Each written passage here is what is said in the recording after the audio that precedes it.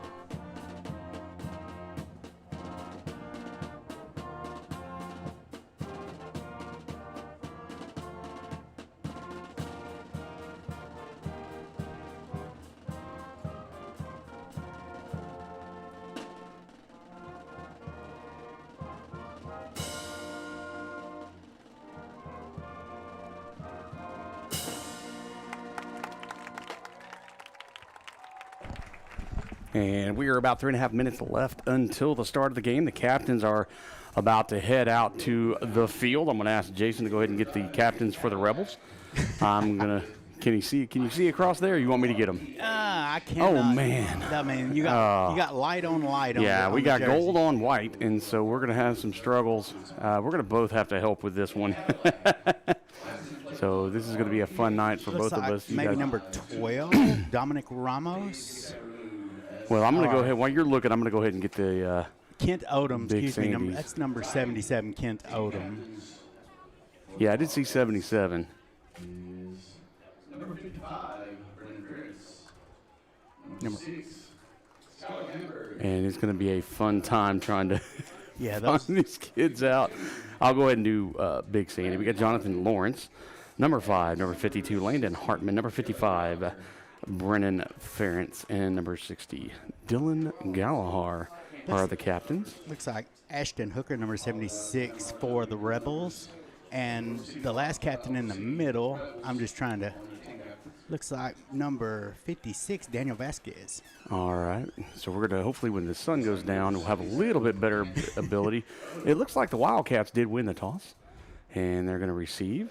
So that'll be good for the Wildcats. If you are a Wildcat fan, go ahead and we're going to say thank you for watching, by the way, tonight. Go ahead and like and subscribe on our YouTube channel and chat with us. We have a chat feature, and we'd like you to let us know where you're watching, who you're rooting for. We actually had a guy a couple of weeks ago, Jason, and last week too, I think, but watching all the way from New York. So we got some big fans from all these East Texas teams watching from far, far away. Minute 42 left before we get things started here. And let's look at what these teams have done so far. Big Sandy struggling this season at 0-3, almost halfway through the season here in game 4 of the season. But Big Sandy, we did a game a couple of weeks ago in Big Sandy, or in Como-Picton, where Big Sandy played, and that one got called earlier because of rain. But they just struggled in that one. They played well. They couldn't get things going. Yeah, they seem to get some stuff going, and then it just falls apart. I mean, just consistency is a big thing with the Wildcats right now. I think coaches really look forward to seeing them put something together and just maintain it for the entire drive. And then you got the Rebels on the other side, who are 2-1, and they're coming off a win last week against Alba Golden, 24-16 in Alba Golden. They lost to Hugh Springs in week 2, 45-23, and then they won 17-14 against Rivercrest in the season opener at home. So they're looking to extend their winning streak here in Big Sandy. But Big Sandy's trying to get their first win of the season here at home in front of the home faithful. So about ready to get kicked off. And I believe we have number 22 back deep for. Is that who we got? Yeah, it looks like 22, Aiden Hodge back deep for the Wildcats. Yep. Number 12, Dominic Ramos is kicking for the Rebels. And that sun is directly into my eyes right now. Yeah, right now it is not a good thing for the broadcast. But that'll be all right. That'll be gone here shortly. Makes for a beautiful picture on your screen. Makes for a horrible way to call a game when it's directly into our eyes. But I tell you what, it is a beautiful night for Thursday night football. A good crowd for the Wildcats here at Big Sandy. And we are excited to be here with NETSN and to be here with you here in East Texas. We're about to get ready and get things kicked off. So Dominic Ramos is got it, a little low kick, but it's going to go.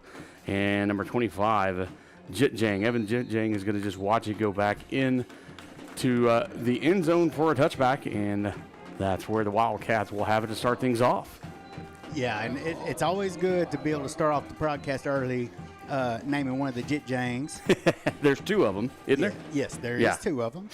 That was the junior, Evan Jitjang, and the sophomore, the junior, Brandon Jitjang, the backup quarterback. And I believe we're going to see a Jitjang in the backfield with us today. I think I heard him talking, but we will see who's going to be the starting quarterback and running back for us here tonight for the Wildcats.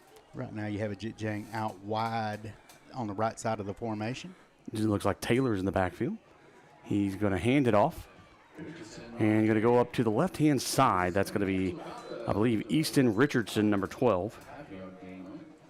Is going to go for about a yard, little less than a yard, but we're going to call it a yard gain for the Wildcats. Good linebacker play by the Rebels. The defensive front kind of stretched the play out and let the linebackers get to the ball. So Taylor is in under center right now, and he's going to hand off. That's going to be to Richardson. He ends to the right-hand side, almost breaks the tackle, but that's going to be a horse collar. And he just gets drugged down. I believe that's number 8, Hunter Coppage. Is that correct, Jason? Yeah, 9 or 8? I think it was 0, Colorado. Okay, well, either 8, 9, or 0. We can't tell. But it is going to be a horse collar. It's going to be a 15-yard penalty. And it's going to be an automatic first down for the Wildcats. But you know what's funny about that is there was a big hole. Big Sandy had a good job blocking on that one. And, I'm going to say that looks like number 0. It looks like Colorado. Yeah. He probably saved a touchdown on that one. Well, that was a heck of a run by Richardson. Great He just run. hit that right-hand side on the tackle and just took it. Taylor, 3-step drop, look to the right, throws, has a receiver, and great defense by the Rebels. And I believe that's 0 again. That's Kyler Rowe on the coverage. Yeah, he threw that big paw up. Ball just hung just a little bit, and that's kind of what we've talked about before with this Wildcat offense.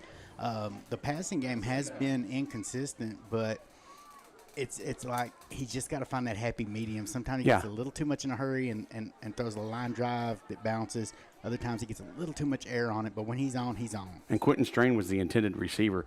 Taylor going to run to the left-hand side. He had the dropped on the exchange there, and he goes back to the line of scrimmage. I think they're going to give it to him at the line of scrimmage. So it's going to be a 3rd down and 10 now for the Wildcats. And probably definitely a passing down for him. I think that was a broken play. Taylor did the only thing that he could do, which is just pick it up and run and try to get as much as he could. Did a good job not to get a loss. Yeah, and, you know, you got to give credit to the Rebels defense. I mean, they extend the play. He came all the way across and, you know, basically was just thinking of getting back to the line of scrimmage. So they got to be looking at the play clock right now because it is down to about 7 seconds. So you need to be aware of your surroundings. Now it's down to 3, and they're going to call a timeout. And I wondered how that was going to go. So the Wildcats are going to have to use their first timeout early in the ball game. Not what they really wanted to do, but since they're going to take a timeout, we're going to take a timeout. We'll be right back. You're watching NETSN here on Thursday night. The Friday night lights are shining, and we are teaching driving. CDL Training Academy is your resource to a better career. Come and get trained and get tested right here in Henderson, Texas. CDL Training Academy. Visit our Henderson, Texas office or online at cdllearn.com.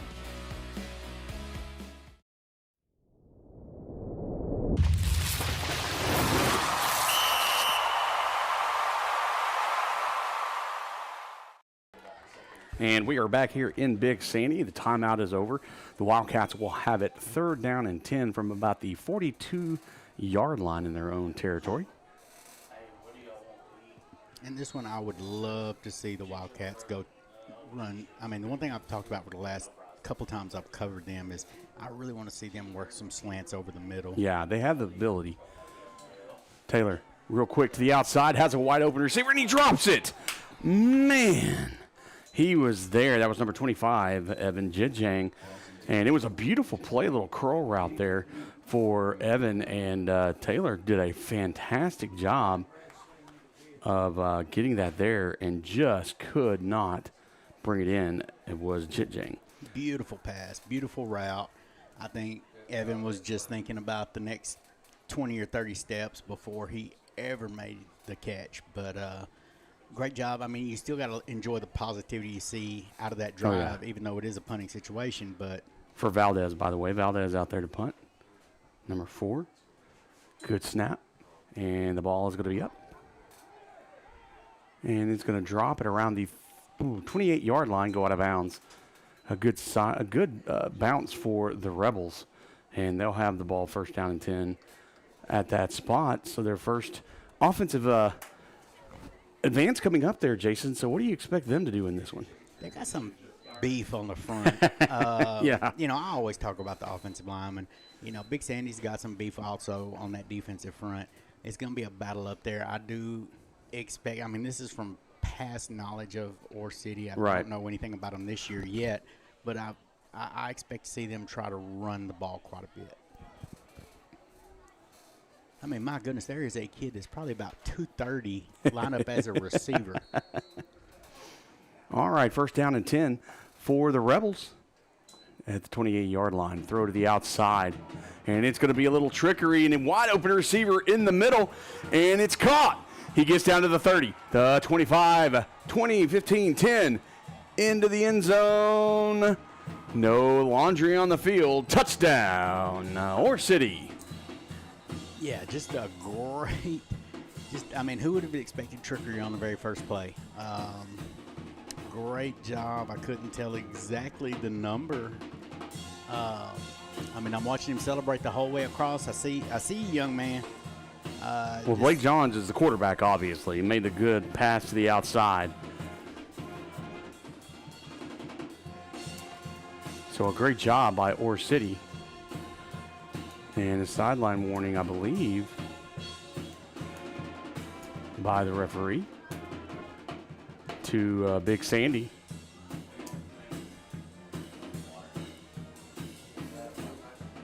You know, it's kind of bugging me. I cannot see his number. I can't either. I'm looking as well. It's just you cannot make their numbers out from this far. Barely can make it. I believe Dominic Ramos is your kicker. Here's the snap. The kick is up, and the kick is good. All right, with 9:44 left in the first quarter, Your score here in Big Sandy is Ore City 7, Big Sandy 0. We'll be right back. Don't go anywhere. You're watching Thursday Night Football here on NETSN. Your vehicle is one of the biggest investments you'll make, and at Fairway Ford, we're committed to keeping you on the road.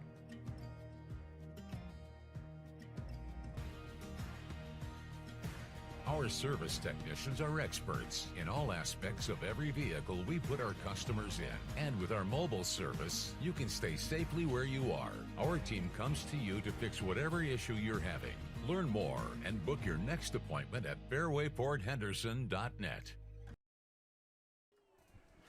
Back in Big Sandy, the sun is slowly setting it over the trees, behind the trees, thank goodness, so I can actually see things on the field. Yeah, I will. It's going to be my mission to call out that kid, that kid's number before this night's over. And it is with the sun going down, you can actually now see the numbers on the jerseys a little bit better. I promise you, we've done this before, guys. We know what we're doing. So it's 7-0 here with 9:44 left in the first quarter. Big Sandy ready to receive. Aiden Hodge back deep. There's the kick. And over the head of Hodge back into the end zone for a touchback. And that's what they'll do again. Excuse me. For their second offensive run at it. Hopefully they'll get a little bit better. They had a good run on their first offense. They just kind of dropped the ball on one, so hopefully the jitters are out. They're in front of their home crowd. Their jitters are out. Hopefully they can get things going here for the offense. Yeah, they had the drop, of course, and then they had the busted play over to the left side. So there's really a couple plays that made the difference that last drive. Well, I mean, I believe this is their season home opener. I don't think they've had a home game, so this is their home opener for Big Sandy. There's the run up the middle and a stop on the outside. A great job. And I believe that's number 10. Defensive end is Cole Peeler for the Rebels. Makes a fantastic stop and no gain for the Wildcats. And, I'm looking, and I was looking, the Rebels got kind of bunched up over there, but I'm looking for the Magnificent Hair. And Magnificent Hair, who scored the touchdown, looks like it was number 5. That's going to be Tavarius Pritchett. Gotcha. So I believe right here he got his touchdown. Right. Taylor, hands off. That's going to be Richardson off the left-hand side. Tries to get out of there, but he is stopped. That was like Jitjang. Was that Jid? Okay. Looked like Evan Jitjang. I thought that was number 12. My bad. They keep changing things out on me, Jason. Yeah, they switch them around. That was Evan Jitjang. You're right. I was wrong. Doesn't happen very often. It does not. It happens all the time, actually. All right, so a gain of 1, so it's going to be 3rd down and 9 for the Wildcats now. Jitjang in the backfield with Taylor. Trips on the right-hand side, single receiver to his left. Taylor rolls to the right, 3 steps, has a receiver, and he's going to be tackled down, and there's the flag. The flag, and I think basically that's all you could do, and I have to give, and I think, is that number 13? Yeah, that is number 13. Well, I don't think there is a number 13, so maybe 15. We're going to just say whoever the defensive back was, it's probably 15. But he did the only thing he could do. And I believe that's going to be number 15, Jackson Strahan. And he just tackled the guy. No, and he saved a touchdown. It's number 12. Is it number 12? Ramos. Okay. Ramos, okay. And he really did a good job. I'm going to give him props on that because you save a touchdown.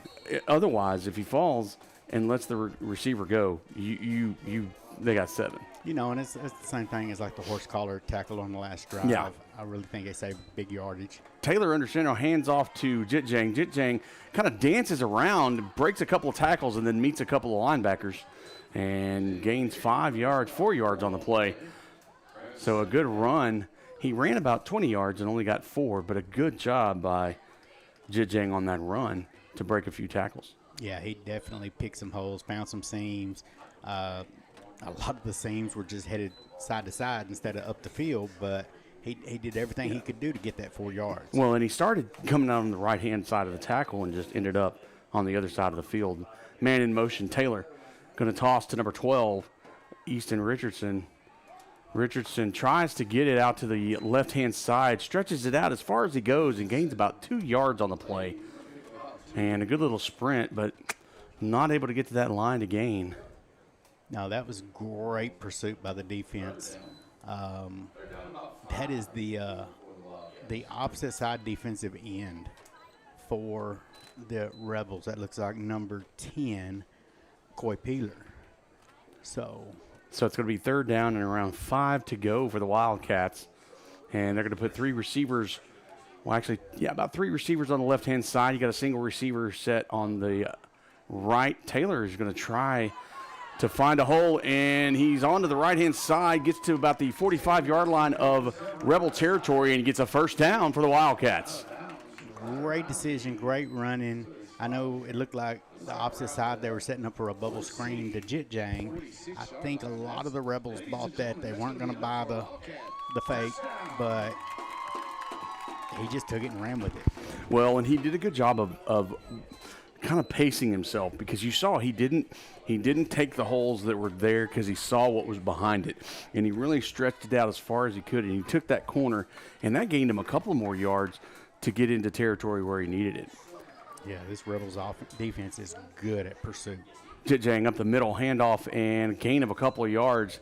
He was met by, I believe, number 20, excuse me. That's going to be Jackson Smith. And that's going to be a gain of 2 for the Wildcats. A good run to start off that offense, that new first set of downs. You know, I'm looking at Landon Collins and Jeff Andrews on the front for that Rebels defensive line, and they are taking up blockers. Taylor, handoff again to Jit Jang. He takes it off the corner, and he breaks a couple of tackles, gets down almost to the line to gain. I believe he's about a yard shy, maybe 2, depending on the spot, but does a fantastic job. That'll bring a 3rd down, and I believe it's going to be about 2 yards. So 3rd and 2. And that's good. That's a good, manageable 3rd down. Great piece of tackling. Jit Jang's got great balance. We've seen that for the last couple of years with him. He's got great balance, can take a hit. Good job running, but good defensive tackle. Under center is Taylor. He's going to hand off. That's Jit Jang up the middle, finds the hole, and a lot more. So that'll be a 1st down plus down to about the 26-yard line. And there's not huge holes, but he is finding that crease. He kind of turned sideways on that one and squeezed through. They're going to put it at the 27-yard line. Sorry, go ahead. No, I'm just saying he finds that crease, and then he just accelerates through it, explodes through that line, and, you know, what looks like maybe a 3 or 4 yard gain turns into 10 to 12. Yep. Taylor alone in the backfield now, 3 receivers to his right. And he's got Jackson Brown to his left. And flags come out, so that's going to be false start territory. Somebody moved. And yep, that's going to be backing up on the Wildcat side, so that's going to be 5 yards. Not really the direction the Wildcats have been going. No, and you hope it doesn't take away their momentum. Right. They've been doing really well with it. Hopefully they don't take away their momentum when they get back in this game. So instead of a 1st and 10, you're at a 1st and 15. 4:55 left here in the 1st quarter as the Wildcats trail 7-0. Again, we're glad that you're with us. Go ahead and chat with us and let us know that you're watching and who you're rooting for. We'd love to hear from you. Under center is Taylor. Jit Jang in the backfield is going to be handed off, and we have another penalty flag coming in, dead ball.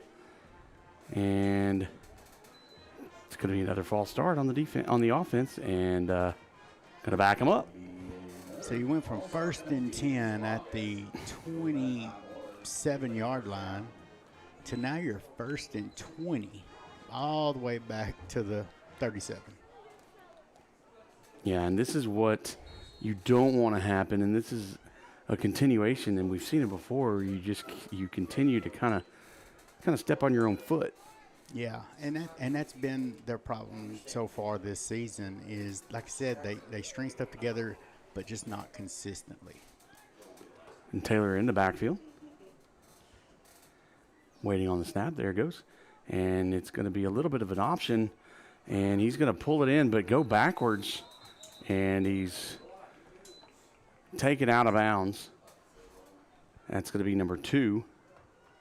Is it Elias Thornberg, excuse me. So that's going to be I believe that's another loss of a couple.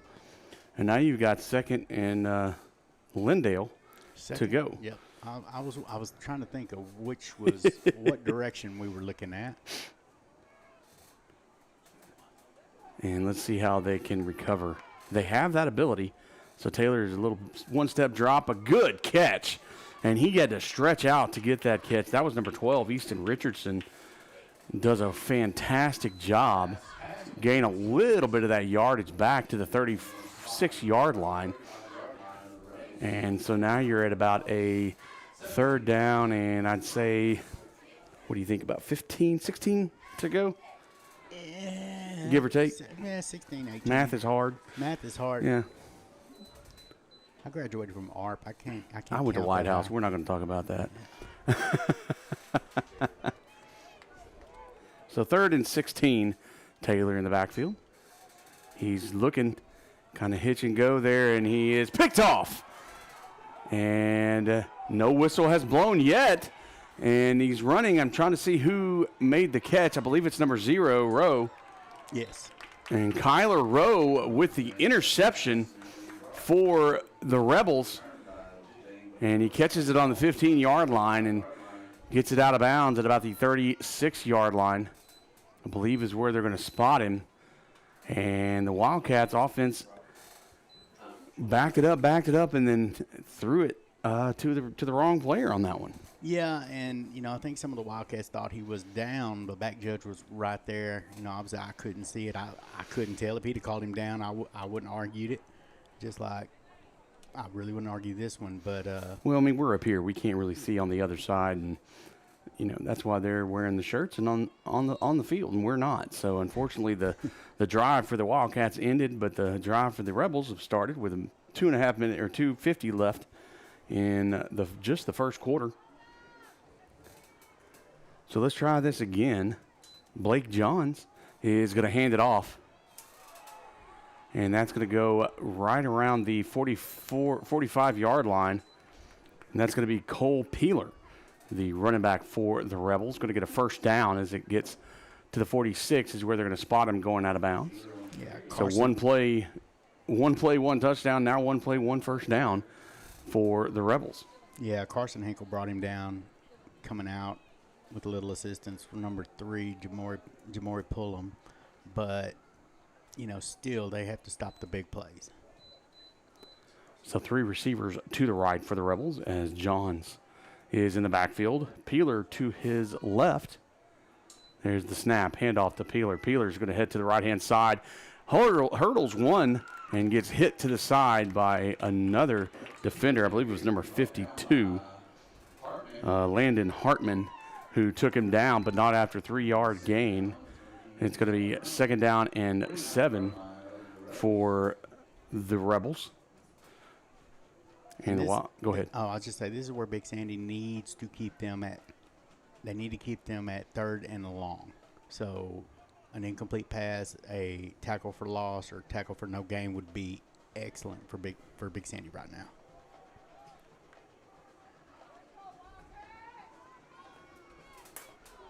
So here we go. 2nd down, 7. And handoff up the middle and a smack. That's number 66, Carson Hinkle, who introduced himself, but it still gets a first down. And I believe that was Peeler again on the carry. No, that was number 9. That was Donald Veasley, big old boy. Yeah, He's 5'8", 250, so he gives you Jerome Bettis vibes. yeah, he does. He gets, he's, I was wondering because Peeler didn't look like that just a minute ago, and I know he didn't go over there and change pads. So, yeah, he's got a little bit of a bust look to him. He's staying out there, too. Veasley's still out there to the left of Blake Johns. Throw to the outside, And that's going to be caught, and he's still going. He almost got tripped up. And I believe that's Rowe, the receiver. And another first down for the Rebels as they just keep rolling along, Jason. Yeah, so far Rowe has been a thorn in the Wildcat side. He's on the offensive side, defensive side. He's putting up big numbers. No, I thought that was him taking a break for a second, but no, he's still out there. Yeah, he's still out there. Wiesler's out there as well, but so is Peeler. Peeler's coming back out. So now you got both your running backs in there for the Rebels.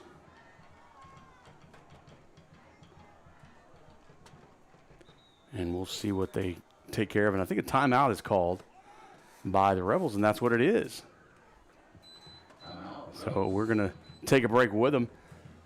And your score is still 7-0, 56 seconds left in the first quarter. Thanks for watching. We'll be right back. Don't go anywhere. The Friday night lights are shining, and we are teaching driving. CDL Training Academy is your resource to a better career. Come and get trained and get tested right here in Henderson, Texas. CDL Training Academy. Visit our Henderson, Texas office or online at cdllearn.com.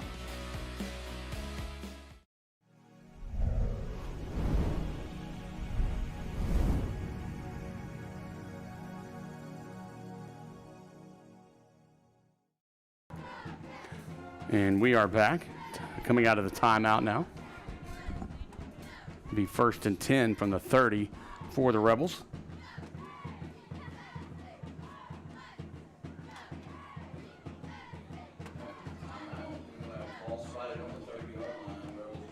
So we'll see what I didn't see. Did the play clock get down? I wasn't watching on that, Jason. No, I wouldn't. I didn't notice, but I think Coach just wanted to kind of talk, get a game plan. So Johns is back there with the big guys, Veasley and Peeler, and he's going to hand off to somebody that's not those. That's going to be number 5, Pritchett again. And Pritchett's down the sidelines into the end zone, touchdown. And just like that, Pritchett with the ball again, and he just takes it in. Yeah, and the Rebels are trying to include him in that offense, and, I mean, every time they do, it seems like they hit pay dirt. So if it ain't broke, why fix it? And that'll bring up the extra point team. And I believe that's going to be Dominic Ramos, the kicker.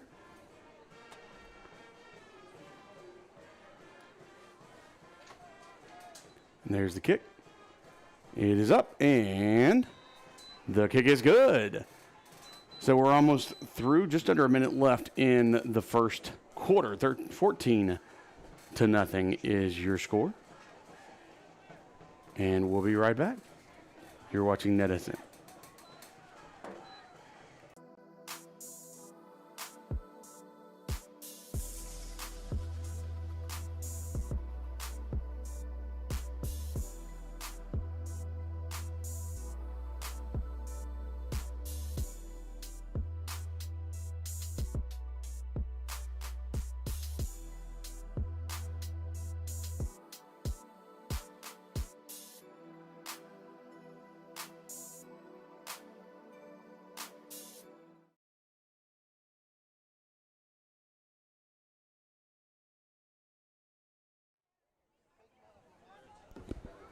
Thank you for joining us back here. And thank you for watching. Go ahead and like and subscribe and chat with us a little bit. Tell us where you're watching from. We'd like to hear from you. You got Keith and Jason here. Ron on the top of the building. Don't worry, he's filming. He's not upset or anything. He's just filming. Ramos about to kick off for the Rebels. There's the kick. And that one's going to go bounce a little bit and picked up by the Wildcats. I believe that's going to be Richardson going to bring it out to about the 15. And he ran, well, I guess he ran about 15 yards and only gained, 5? Yeah, If that? Yeah, he tried to bring it right across, but good lane discipline by the Rebels. Sets up deep in Wildcat territory. So it'll be first down and 10 to go from the 15-yard line, deep in their own territory for the Wildcats.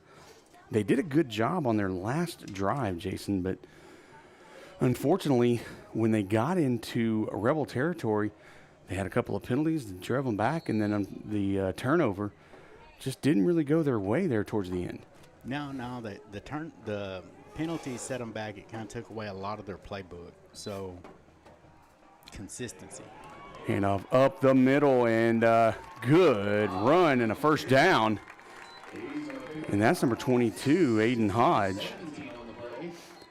About an 18-yard gain. First down and 10. They're going to be under center, and flags are on the play. I don't know what the heck just happened there.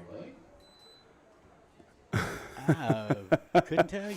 I couldn't either. Got some helmets on the ground and people on the ground, and we're going to wait and see what the man in the white hat tells us here in a second.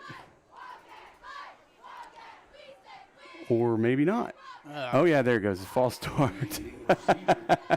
Illegal procedure. So going to back him up. You know, and any time you have trying to rush to the line and all that, especially right after a play, I guarantee there was probably a receiver not set. There was somebody who was not ready for that play.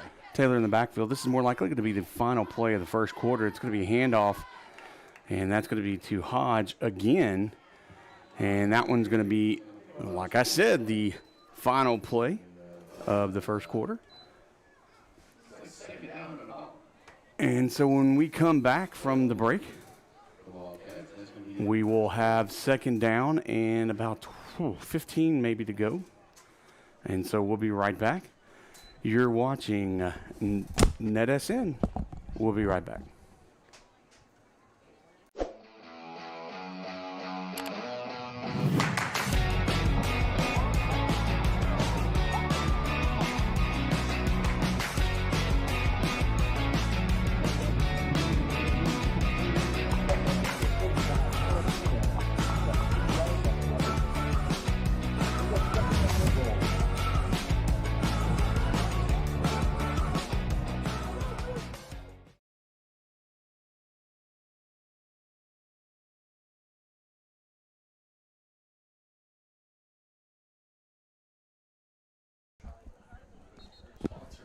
And we are back.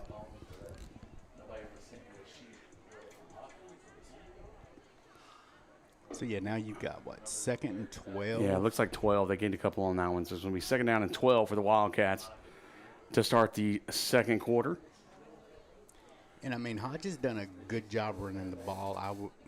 You wonder how long it's going to take Ore City to start keying on him. Mm-hmm. But you have weapons like Richardson. You have weapons like Jit Jang. Mm-hmm. Well, but you also got Taylor that can run.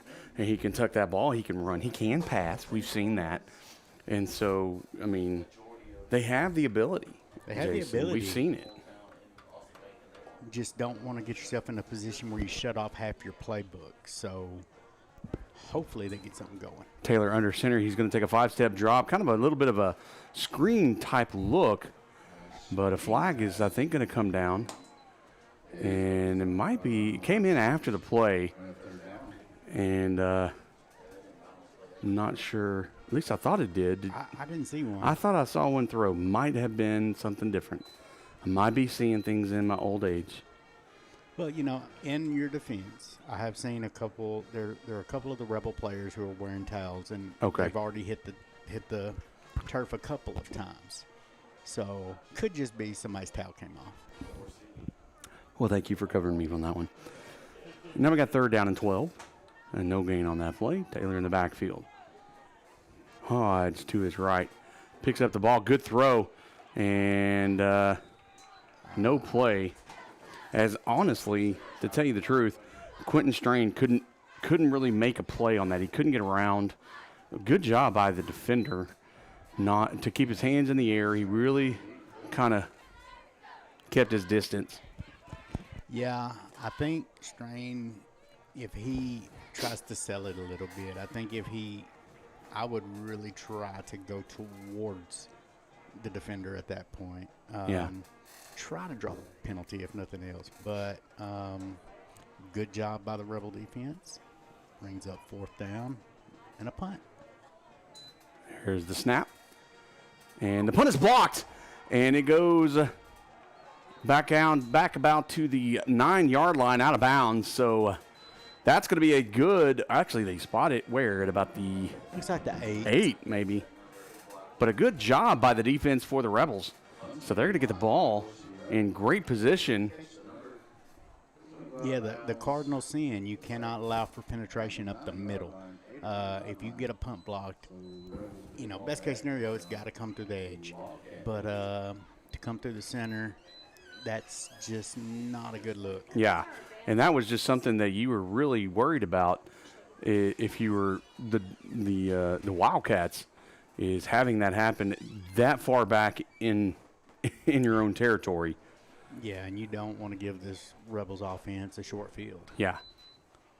So first and goal. And that's a run up the middle. I believe that's going to be Peeler with the carry. And gains a couple of yards on the play, I believe. Gets to about the 5-yard line. So 3rd down and goal from the 5. Excuse me, 2nd down and goal from the 5. I was You were looking, I know.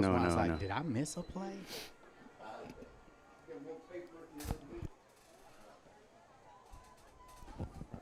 You got the big man behind him as you got Johns in the backfield with Peeler and Wiesler. It's handoff. Actually, no, it's a ball's on the ground. And a great job by the Rebels to jump on that one. I'm trying to see who that was. I think that was one of the linemen. Yeah, they got lucky on that. Great job by the Wildcats. String that out. Rebels trying to do a little too much with that one, and that Wildcat defense strung it out long enough. Somebody got a hand in, knocked the ball loose. So, negative yards. Yeah, not the direction you want to go. Now it's 3rd down and goal, but you're a little bit further back.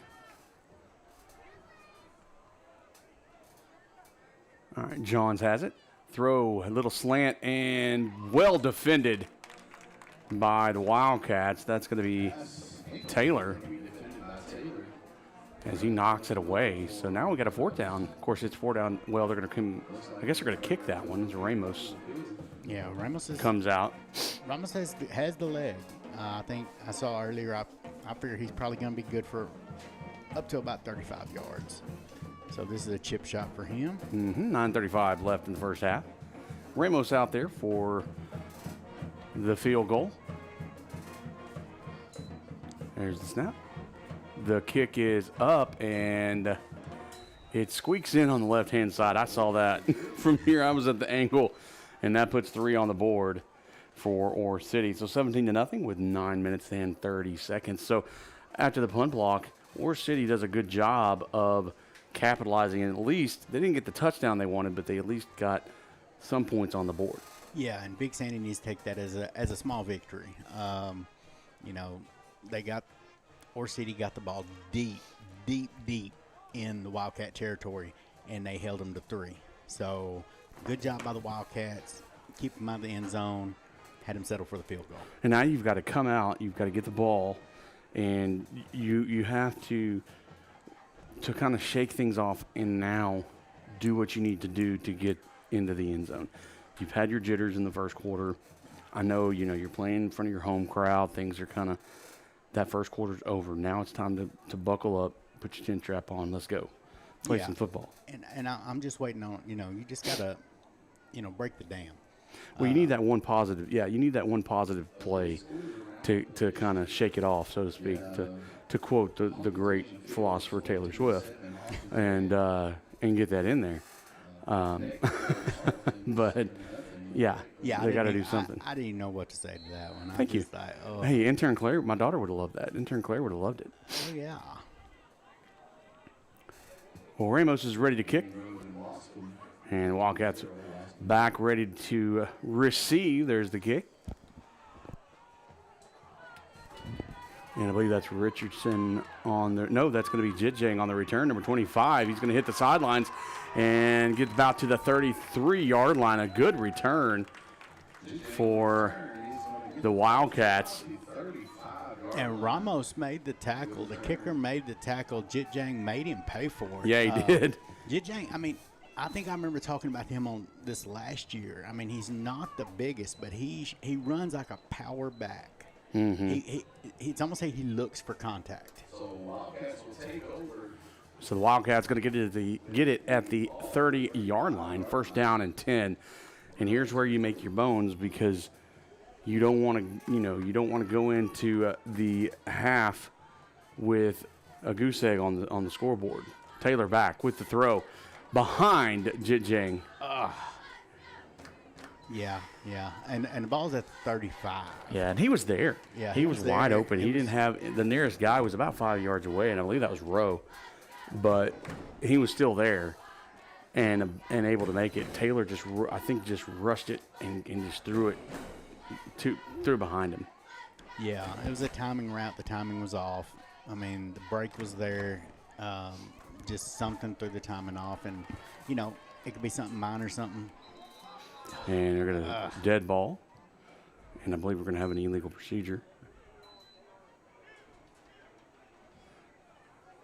Yep. So back him up for 5 yards. That's going to be another penalty. That is, like I said, that's been their Achilles heel this year that I have seen. Yeah.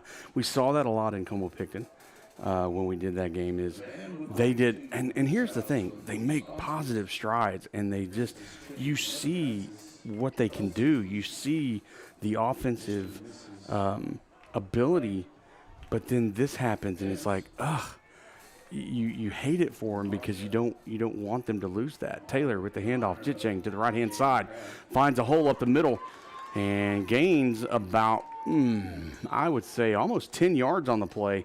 Punishes a couple of the Rebels defensive backs because he gets that far.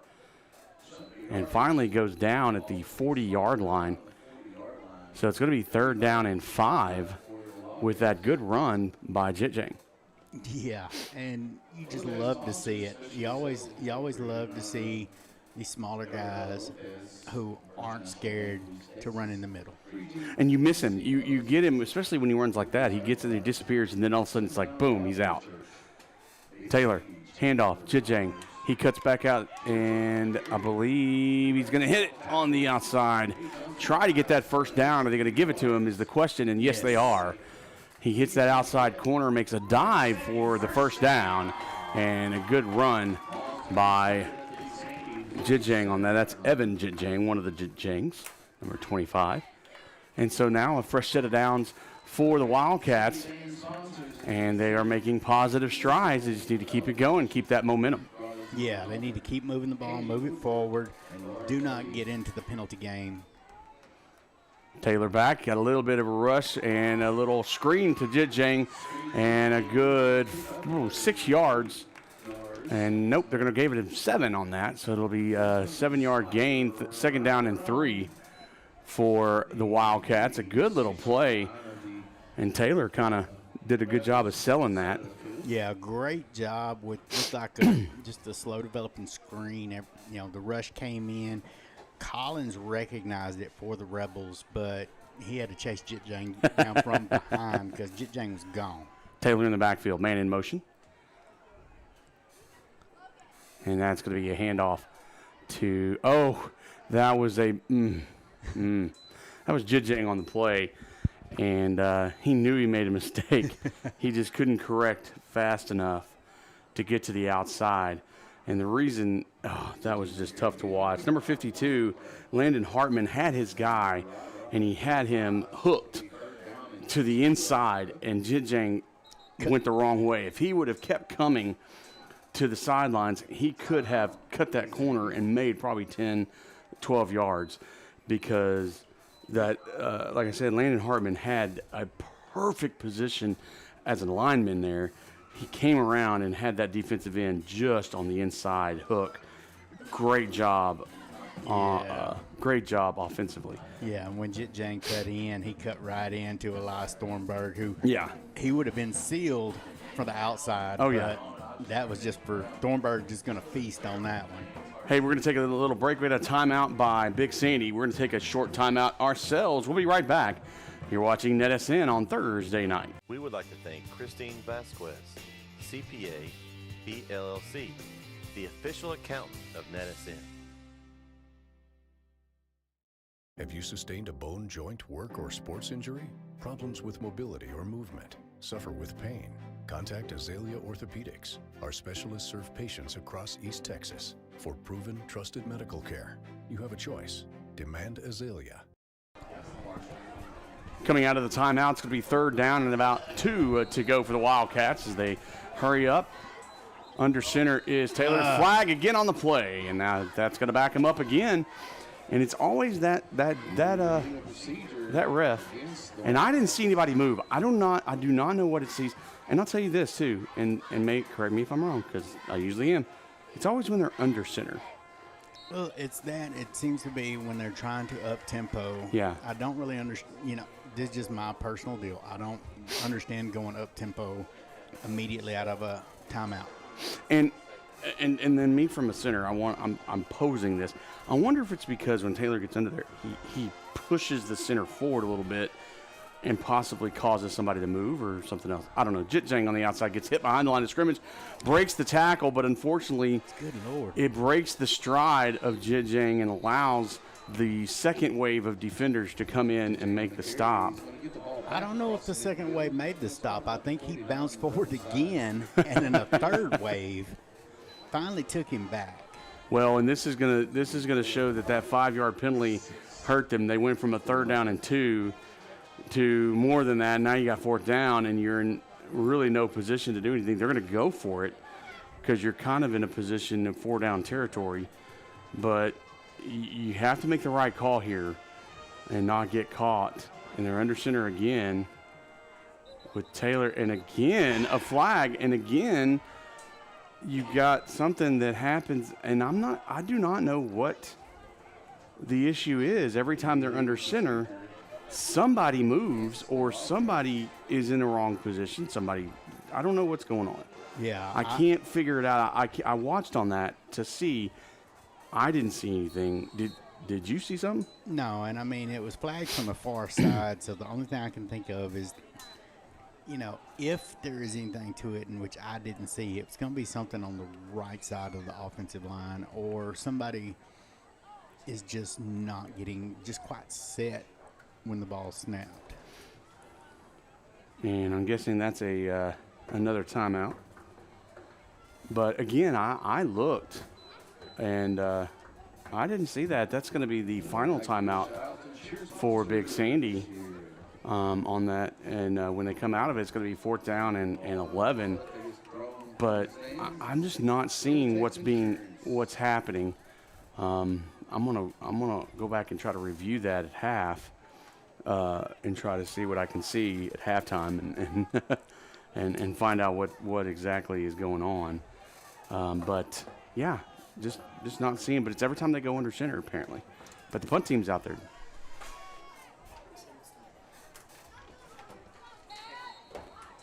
So 4th down and 11. Punt team out for the Wildcats. Pardon me. And the punt is up. Good high kick. Fair catch called for, and a good job by Jit Jing and Wildcats to keep it from making that rebel bounce back. Because it was going the wrong direction for the Wildcats. Yeah, if that one hit the ground one more time, it was going to be at about 40. Yeah, on the other side if it kept going.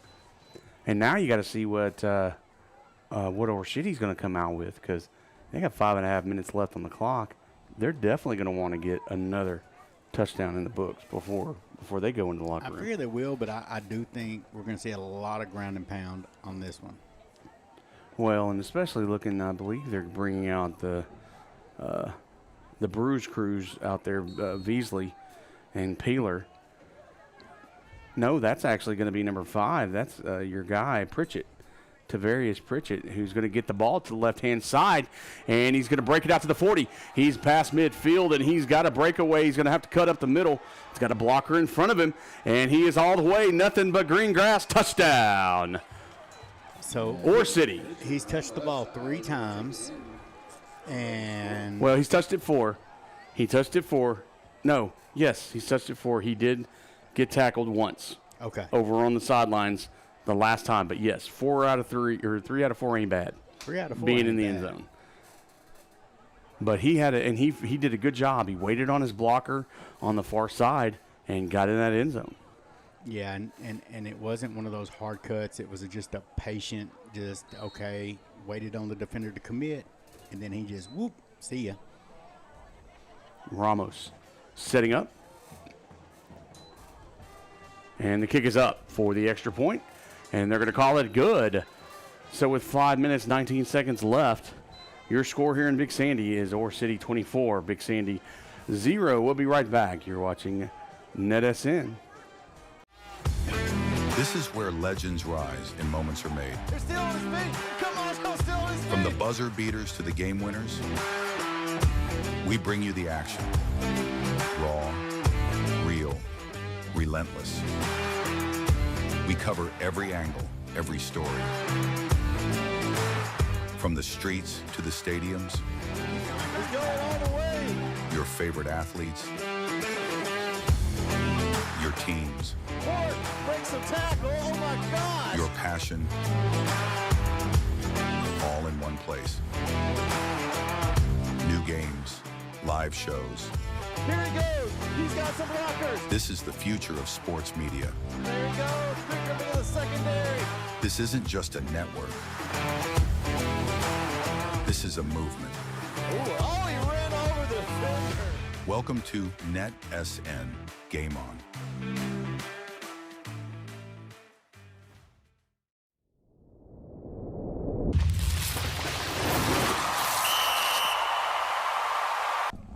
Back here in Big Sandy, and the Rebels about to kick off after the touchdown.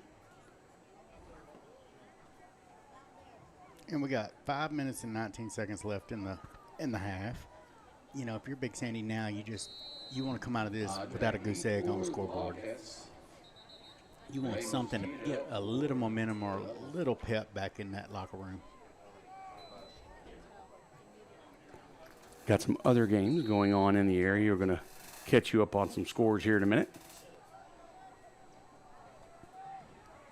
And here comes the kick by Ramos. It's going to go to the right-hand side. I believe that's Richardson on the carry. On the return, gets about to the 30, and he's hit as he goes out of bounds. Richardson on the carry is going to get the ball up to about the 31-yard line. And they're going to mark him at the 31-yard line. That's where the Wildcats will have it with about 5:13 left in the first half. And, Jason, they're going to have to get to the end zone. They got to do something to get that momentum. They don't want to go in without a score. Yeah, they don't want to. I mean, the last thing you want to do is go in with your heads already hanging, and it's just halftime. Ore City would love to put their foot on their throat and just finish it off by halftime. But if you're Big Sandy, you want points on that board. The score right now, we got in the second quarter, Wascom over Union Grove, 21-7 right now. And a broken play as Taylor is going to take it to the right-hand side. He's trying to find an open hole, and he just runs out of bounds. It's going to be a loss of about 8.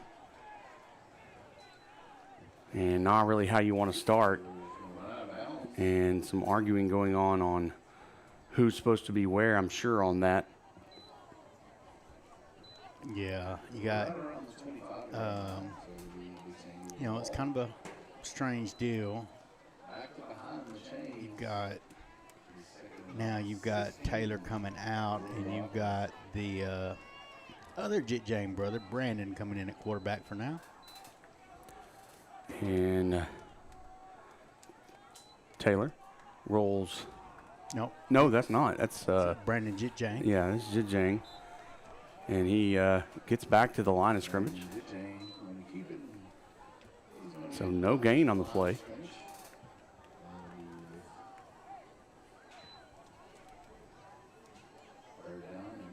So that'll bring up third down.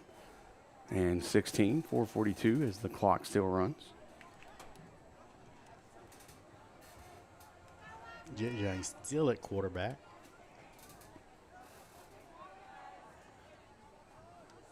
And Jing back throw down the sidelines, and we have a little contact, but nothing's called. And I think that's to the frustration of the intended receiver. I believe that was number 13, Jackson Brown. Yeah, and the intended receiver. The side judge was right there, watching him jockey. You know, I guess we're in that era now where you talk about basketball and you talk about flopping, soccer flopping, all this stuff. You know, to a degree, you almost want your receivers to try that. Yeah. We have another score in the second quarter, 5 minutes left there in Maud as Overton is up over Maud 27-6. Here's the kick and just gets it out. Good high kick down. Good bounce for the Wildcats, and it's going to go out of bounds at about the 25-yard line. And that's where they're going to spot it, and that's where the Rebels are going to keep it. On the Rebels, 25. And I'm going to try to get you a couple of more scores. Henderson, the last score we got, Henderson leads Gainesville 21-0. And that's at Henderson. And then that's all we got on the updates for right now on the scores around the area. If you're watching and you got some scores from around the area that you would like to share, go ahead and chat it up with us. So it'll be first down and 10 for the 25-yard line as the Rebels will come out. You know, it's tough. There's a lot more Thursday night games this year than I remember. I don't remember. We haven't done Thursday night games since COVID era times. So I haven't seen this many since that time. Jones with a handoff. No, he's going to keep it. Run up the middle. Has a wide open area and gets about a 9-yard gain on the carry right up the middle. Yeah, just to go back on that, I'm wondering if it's because some schools did go to the 4-day school week. And it makes you wonder. I mean, is the Thursday games due to that 4-day school week, or is it just simply easier scheduling? You know, it's hard to say traffic when you're talking about a place like Big Sandy. It's talking about traffic in ARP. Or traffic in these towns, these sub 1,000 towns. That's true. Another keeper and a good defensive stop for the Wildcats on that play. And they didn't they didn't fall for that. No. As Johns didn't, he just got back to the line of scrimmage. So now it's 3rd down and 2. Yeah, good penetration there by Bentley Hodge and a host of other Wildcats. And, of course, the Rebels are just going to pull as much time off the clock as they can. Peeler and Veasley. Well, no, I think Peeler is flanking. I don't know who's on the right of Johns. I can't tell. Johns hands off. And it's off to the left-hand side. First down for the Rebels and more. He gets about to the 41-yard line. I couldn't tell who that runner was. Did you see who that was, Jason? I could not tell. I was looking. Looks like it was number 2 or number 3. And we got an Archie Manning who is chatting with us here. He says Henderson is winning 42-0 with 4 minutes left in the second quarter. So that's a good update on the score. Thank you for that. And so now we got a first down and 10, a new set of downs for the Rebels.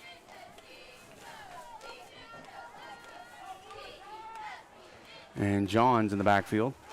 Peeler is in motion to the outside. 3-step drop. And Johns is going to keep it, head to the sidelines, is going to make the first down and a little bit more. And goes out of bounds in Wildcat territory. Yeah, and that was just great decision making. The receivers went down. He was looking for the throw, but everything just opened up. All the defense went with the receivers, and that second level, he just spot the opening and ran in easy first down. Yeah, he does it. Yeah, that was a pretty good move on his part to do that. And we're to the 2-minute warning. You know, I like to call that the 2-minute warning. It's the 2-minute timeout, if you want to call it that. And that's what they're going to call it. So they're going to have their little timeout there. Trying to look and see if there are any more score updates. We do appreciate the one that gave us that score.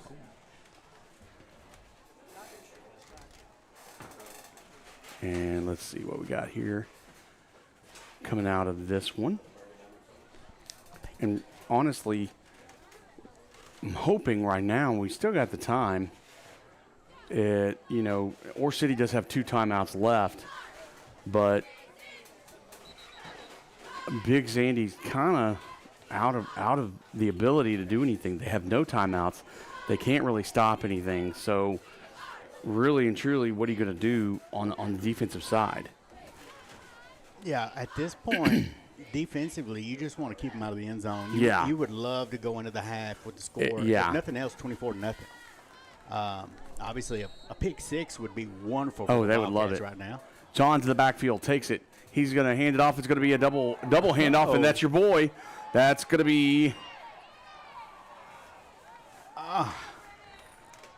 And I promise I don't know the child. I know. That's Pritchett. I call him your boy because we were trying to figure out how it was. That's Pritchett.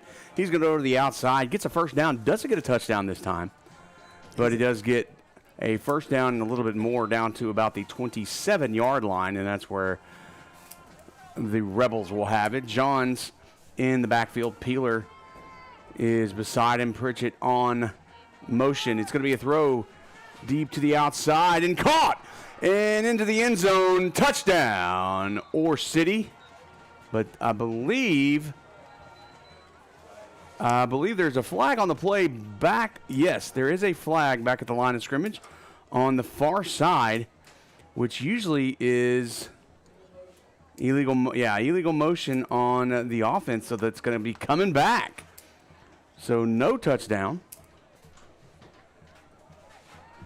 And that's a good thing for the Wildcats, obviously, because that was almost a backbreaker. Is that the first penalty for Ore City? That's the first penalty, I believe. I believe so. For the Rebels. So I think that's the very first penalty for the Rebels in the ball game. So that'll back them up 5 yards. It'll be first down and 15. And let's see what they do with that. You know, you wonder if they're going to try to get Pritchett's percentage back up. He's only at about 60% right now. Well, he's on the left-hand side over there in a receiver position. I'm sure he's going to try to come. He has a seam ability because they're back up now, but man in motion. And there it is. Told you. What did I tell you? A little short on the throw, but he went for Pritchett on that throw. Yeah, he never looked at another receiver. It was him all the way. He looked straight at him. I was like, oh, yeah, here we go. Throw was a little down, but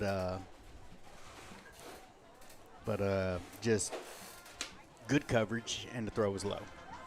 So that brings up second down for the Rebels.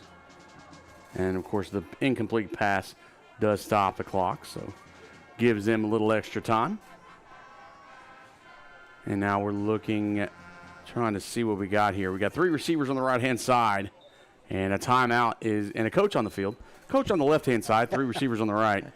Coach is going to call the timeout. We're going to take a timeout with him. We'll be right back with 1:18 left in the first half from Big Sandy. You're watching NETSN. We'll be right back.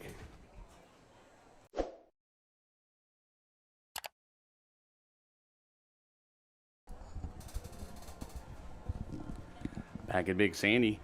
Going to be second down and about 15 to go on the drive that took forever. Trips right, single receiver to the left-hand side. John's in the backfield. And Peeler with the run up the middle. He was hit about 10 yards past the line of scrimmage. Gets about 12 yards on the gain, on the carry. That'll brings up, that'll bring up 22-yard line, bring up third down. third down at about 4.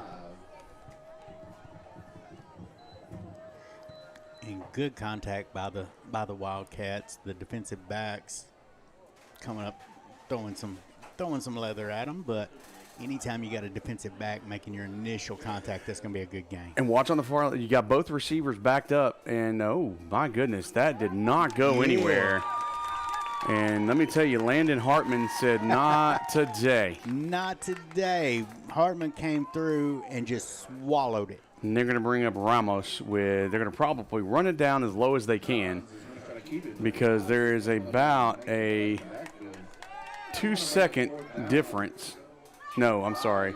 About a 10-second difference. About a 5-second difference. Sorry. I was looking at the wrong thing here. Yeah, this will be the last play. Yeah. They're going to try it for 3. Running it down here. There's a snap. And the kick, and it's blocked. And no good. And that's going to be the last play of the first half. A great job. That was number 13 coming off the end, Jackson Brown.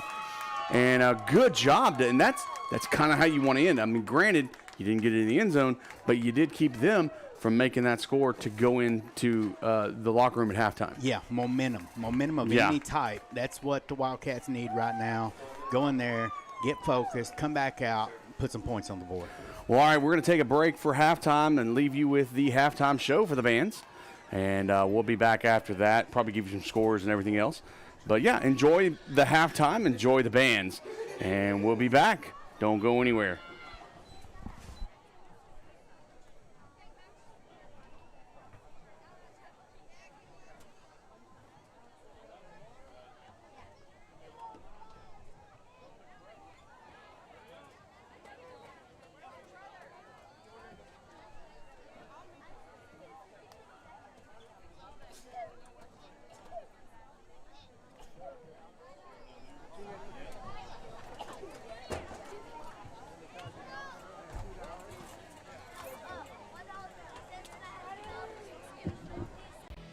The Friday night lights are shining, and we are teaching driving.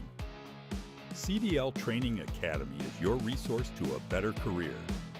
Come and get trained and get tested right here in Henderson, Texas. CDL Training Academy. Visit our Henderson, Texas office or online at cdllearn.com. Your vehicle is one of the biggest investments you'll make, and at Fairway Ford, we're committed to keeping you on the road.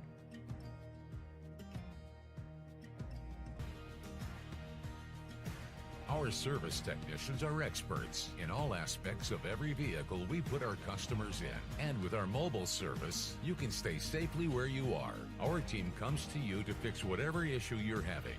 Learn more and book your next appointment at fairwayfordhenderson.net.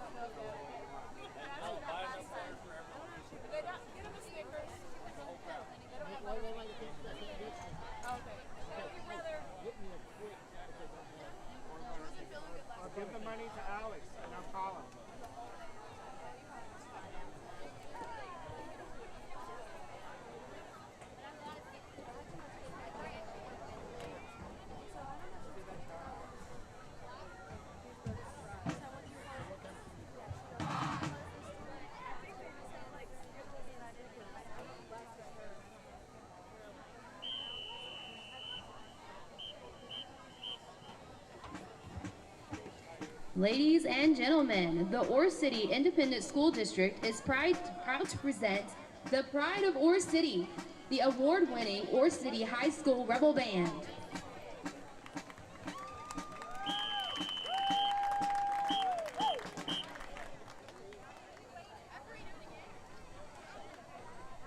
The Rebel Band will now feature the 2025 Ore City Majorettes.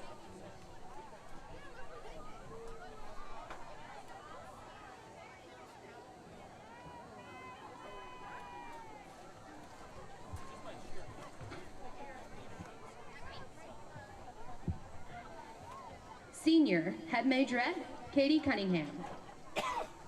Senior majorette, Brittany Nunez. Sophomore majorette, Kimberly Olsen. Sophomore majorette, Emma Stevens. The majorettes will now perform to Born to be Wild.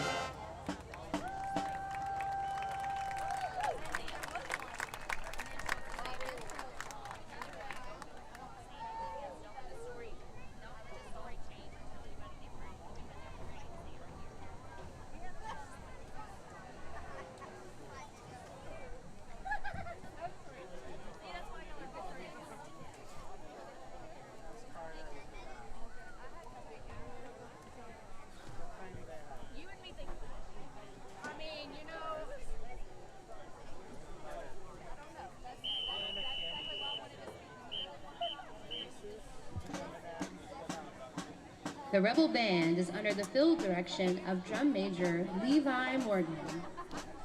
The Ore City Rebel Band marches with pride in the style of our nation's military, executing intricate maneuvers and close-quarter marching while performing traditional march music.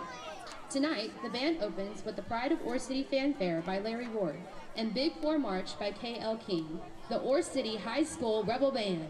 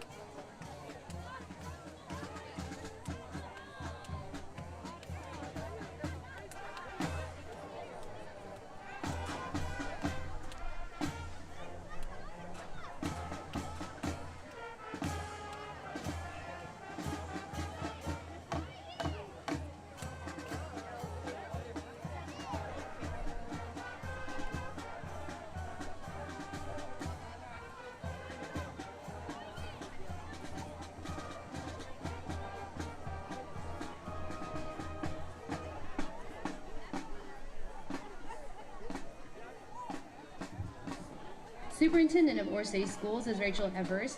High school principal is Travis Orms. Band students of the week are Halen Hardy and Kaylee Morin. The Ore City Rebel Band is under the direction of Anthony Anderson. Assistant director is Jonathan Manriquez. The majorette sponsor is Emma Johnson.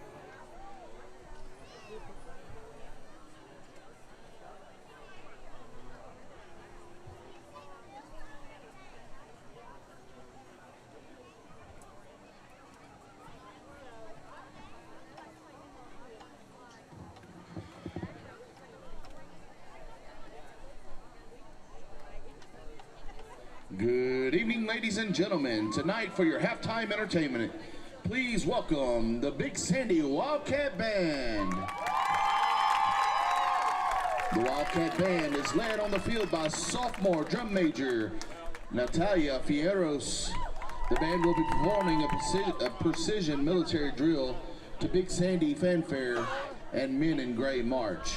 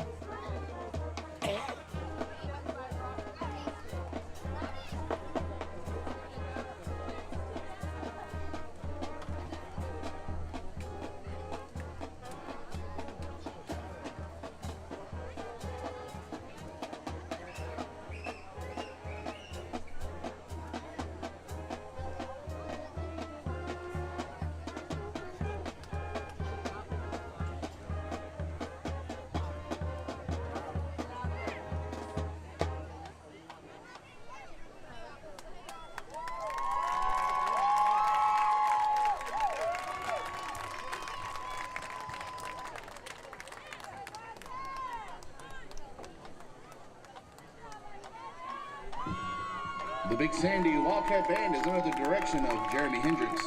The section of the week is the trombone section. The band would like to thank the Big Sandy ISD administration, the Wildcat Band Booster Club, and our band parents for their continued help and support. Let's hear it for your Big Sandy Wildcat Band.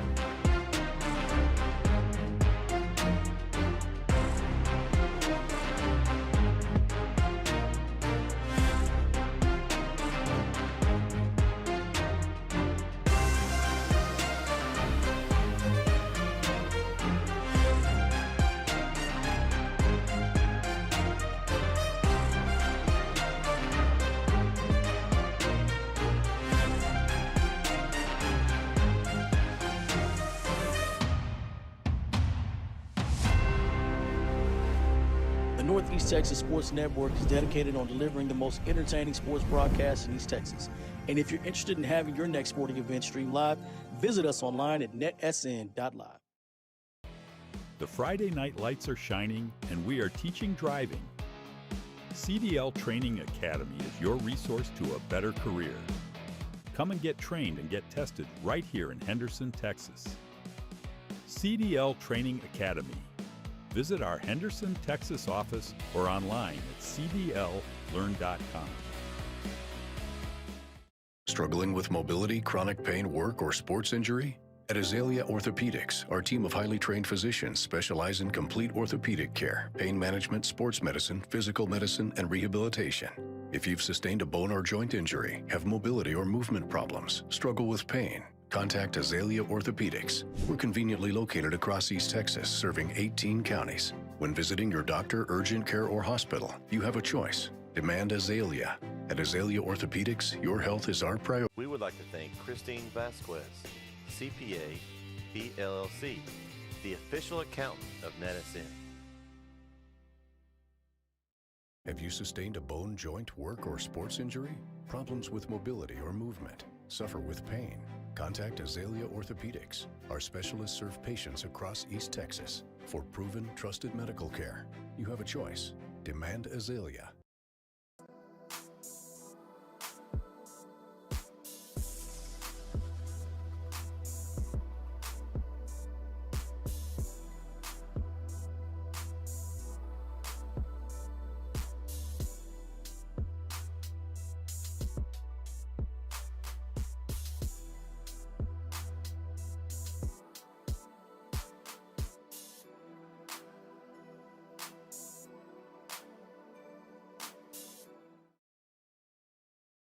Your vehicle is one of the biggest investments you'll make, and at Fairway Ford, we're committed to keeping you on the road.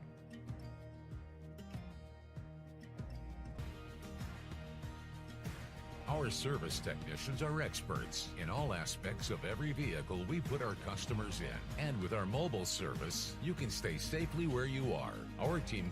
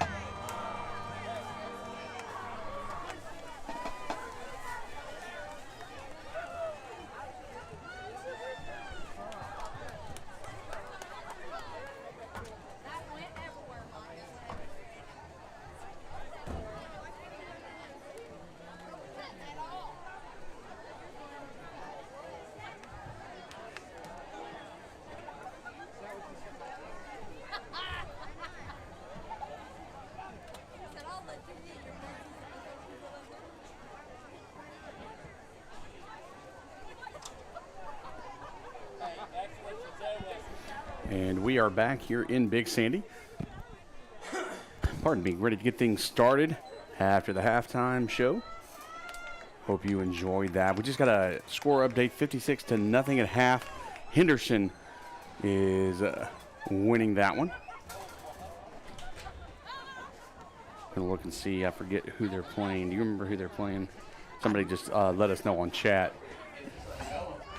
I don't remember. I did see some. I'm gonna open up and look. Of course, some smack talk on the Book of Faces. Yeah. Where somebody. Gainesville. They're playing Gainesville. Somebody who might be a Chapel Hill Bulldogs fan was talking about they were playing a mostly JV team. So, well, of course. There's gonna be some trash. There's got to be some trash talk, of course. Halftime, Legion Fields leading Hawkins right now, 26-14. Tenaha is halftime. Tenaha is losing to Linden Kildare, 20-14. Overton is 34, Mod 6. We have that. That's the last score we have on that one.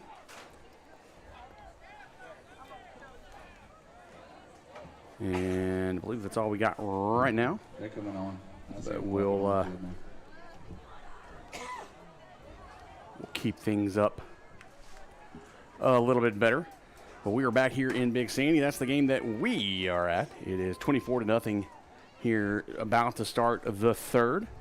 And the Rebels will get the ball to start the second half. Hoping to see what they can bring to the table. And if you're Big Sandy, you want to stop on this drive for sure. Yeah, you need. Yeah, you need one.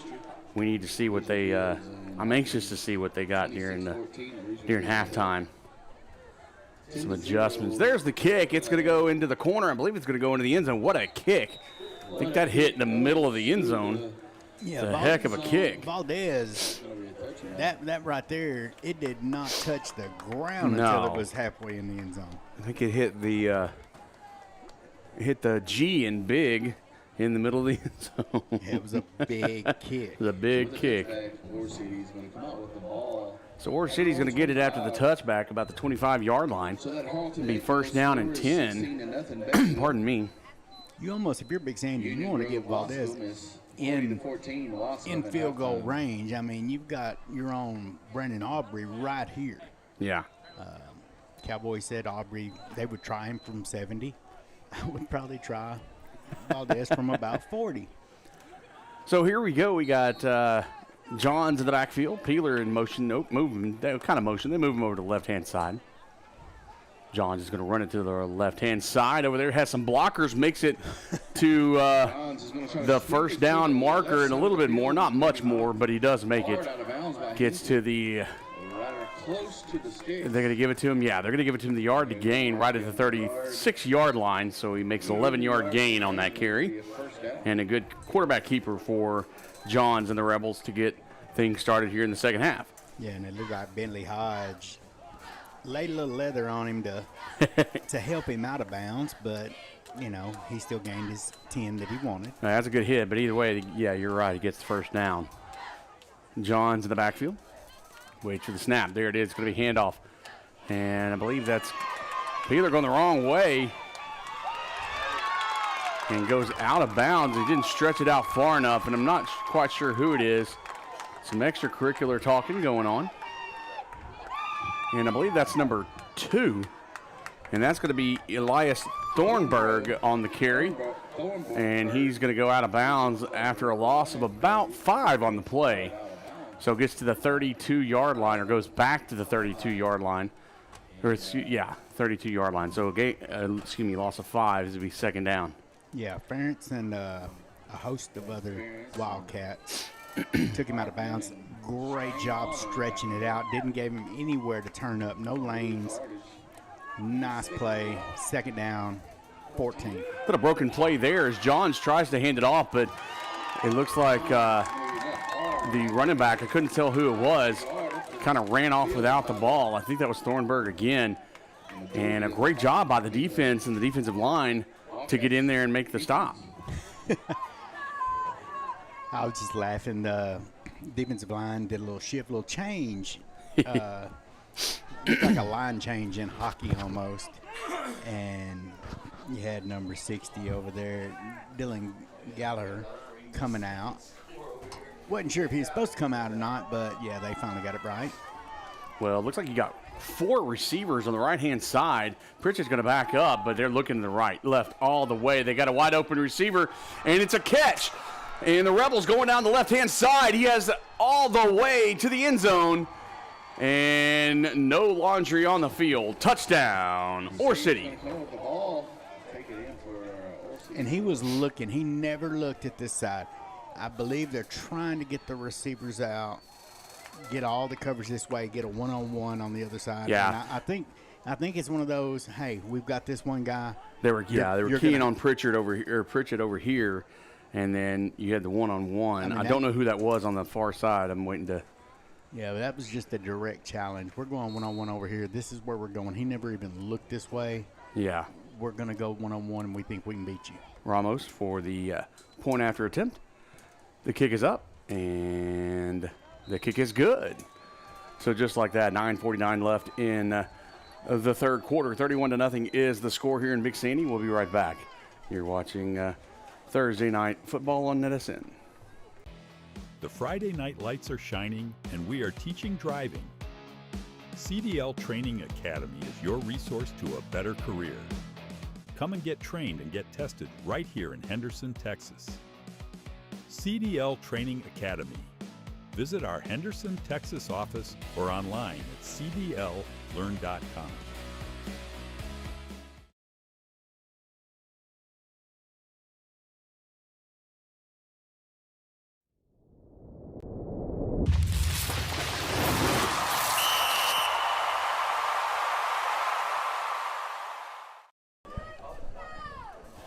And the Wildcats heading back out there to get ready for the return. Number 22, Aiden Hodge, is going to be back deep along with Jit Jing and Richardson. And all three of those have potential to break something loose. Oh, yeah.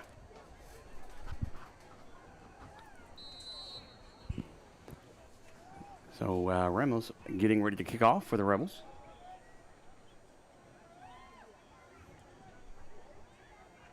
And here's the kick. It's going to be a good one. And that's going to go to Hodge. Hodge going to try to find a path, and he finds one up the middle. Has a blocker, gets right into him. I don't know what he was thinking.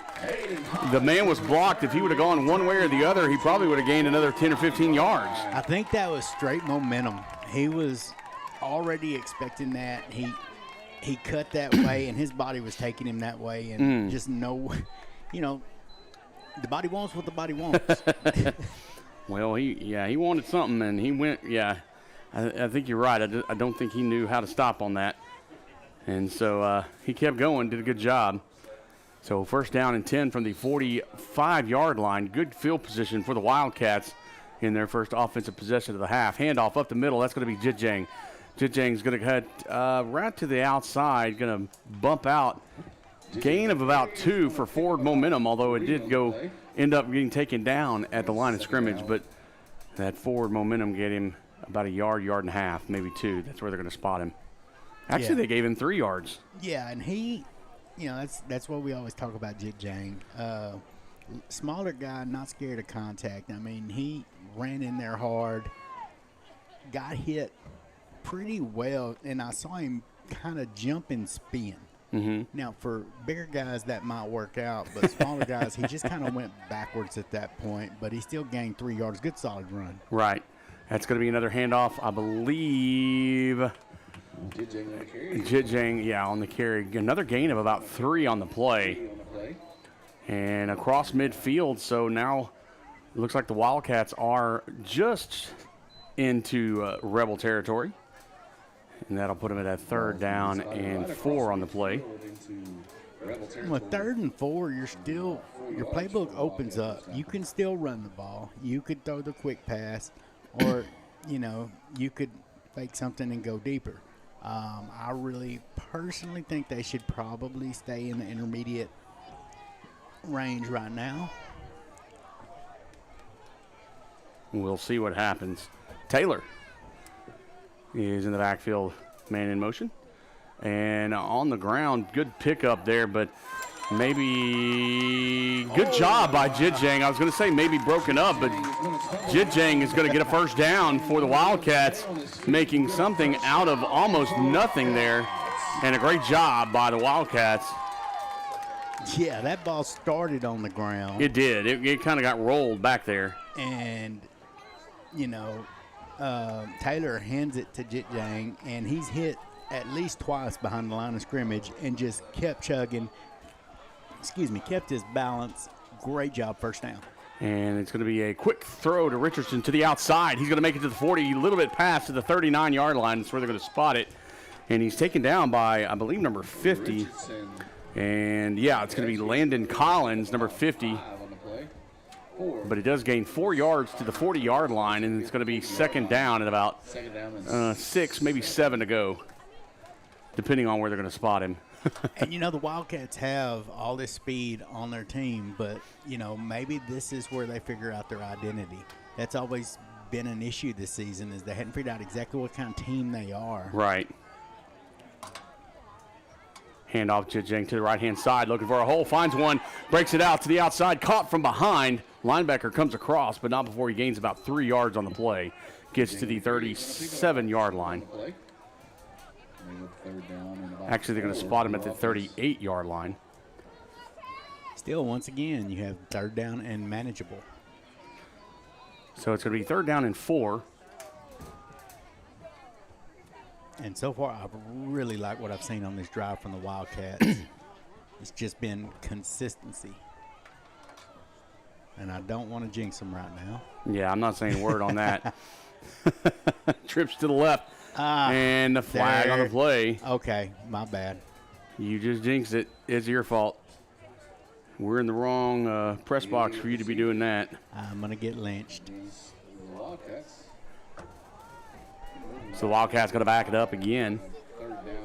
And your 3rd and manageable ended up to being 3rd and less manageable, but still a little manageable.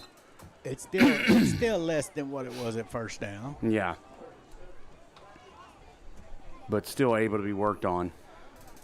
But they got to pull something out a little bit different and change their strategy than what they had in that last one. Bundled up on the right-hand side. Taylor picks it up off the ground, tosses over to the right-hand side. That's, I believe, going to be Richardson. Richardson, Jitjang, excuse me, breaks it out. I thought it was 12. I saw a 2.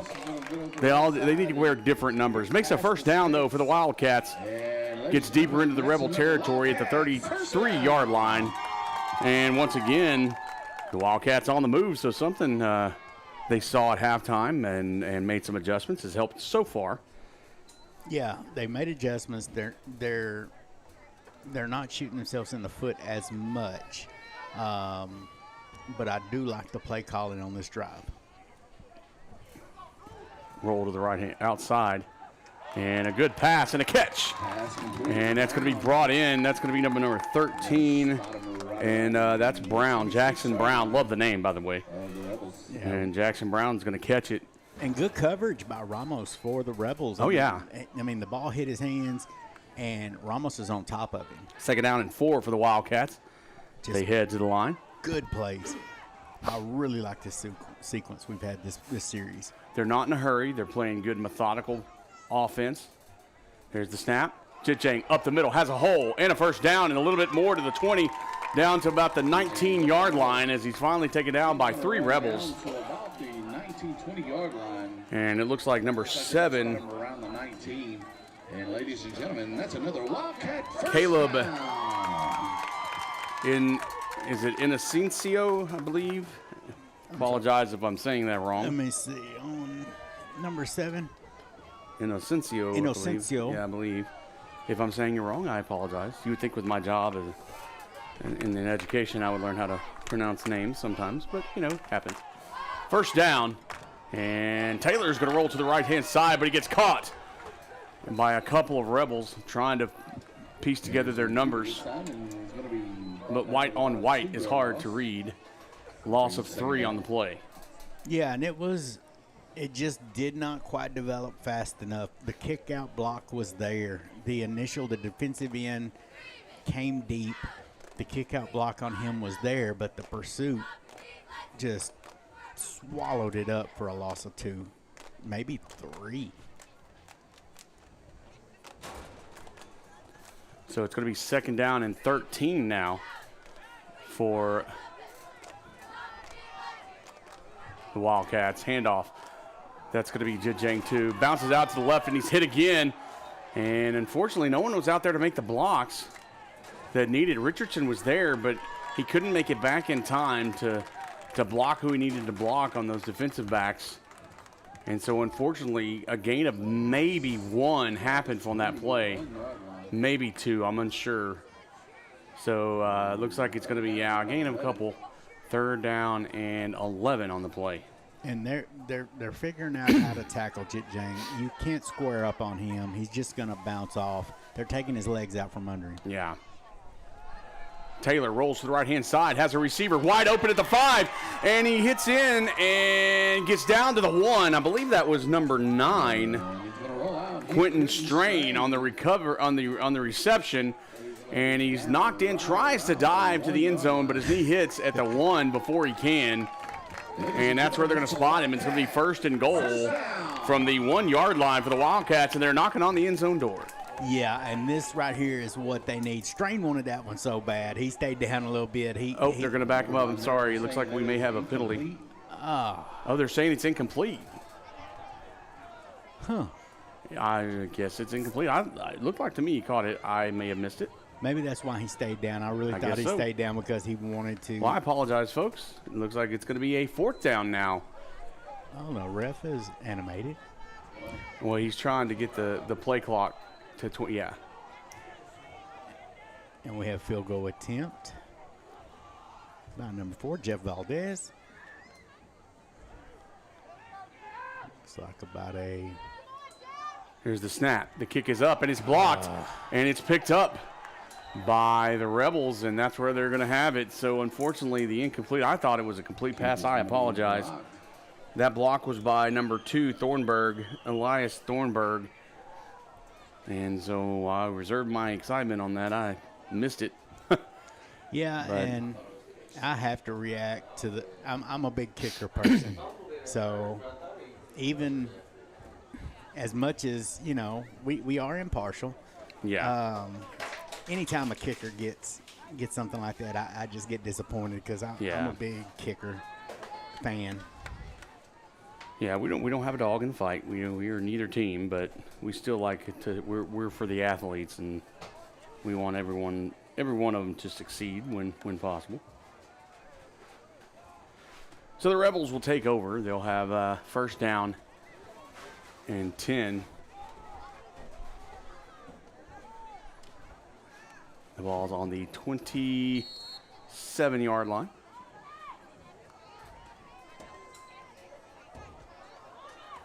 Handoff is taken around the right-hand side of the line. And that's going to be Thornburg on the carry. Thornburg on the carry. Gain of about 6 on the play. So it'll be 2nd down and 3 for the Rebels. Yeah, big Brendan Ferentz came through and chased it down. For the Rebels. So 2nd down, around 3 yards to go to the line to gain for the Rebels. John's in the backfield. I believe Thornburg is on his left-hand side. And Thornburg takes the carry, finds a blocker, kind of hides behind him and gets out to the outside, makes it to the 40-yard line, but also into the waiting arms of number 55, Brendan Ferentz. Strain is in on the tackle as well. Ferentz has shown a lot of ability to pursue the play. Yeah.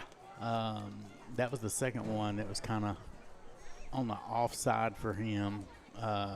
He came across the field on his good pursuit, made a good play. I think now he's getting him a little breather. If I'm looking right, yeah, he's sitting down here getting him a little break. So 1st down and 10, and another handoff. Thornburg tries to bounce around. He's hit. He's actually dragged down. He's hit initially by number 52, Landon Hartman, and still gains about 4 yards. And so it'll be 2nd down and 6 for the Rebels. And right now they're just running this clock. Yeah, and that's what they want to do is run the clock. Big Sandy, you know, Big Sandy, of course. If you're a Wildcat fan, you want to see points. Yeah. They've had difficulty this season scoring. I think 13 points in their 3 games. We have senior but Brianna Hartman. You know, just so close that last drive. Senior John's in the backfield, waits for the snap. Hand off again to Thornburg. Thornburg hit in the backfield, chased down by, I believe that's Ferentz again, chased him down from the backside. No, it wasn't Ferentz. Oh, it wasn't his number. That's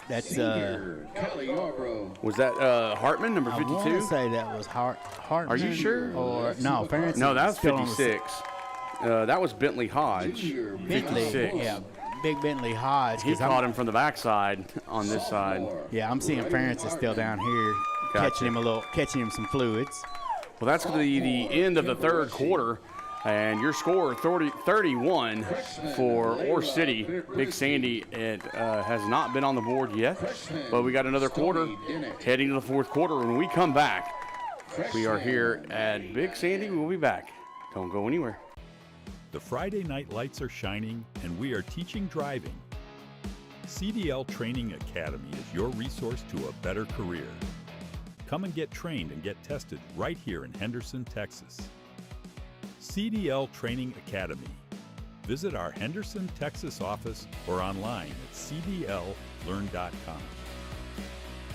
Your vehicle is one of the biggest investments you'll make, and at Fairway Ford, we're committed to keeping you on the road.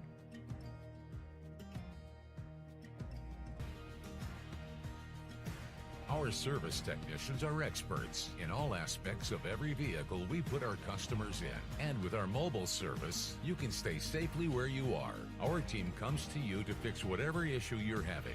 Learn more and book your next appointment at fairwayfordhenderson.net.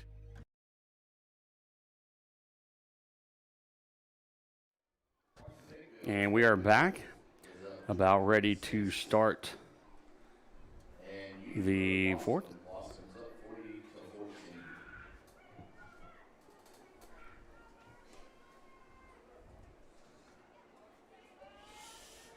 And, excuse me, the Rebels still have the ball.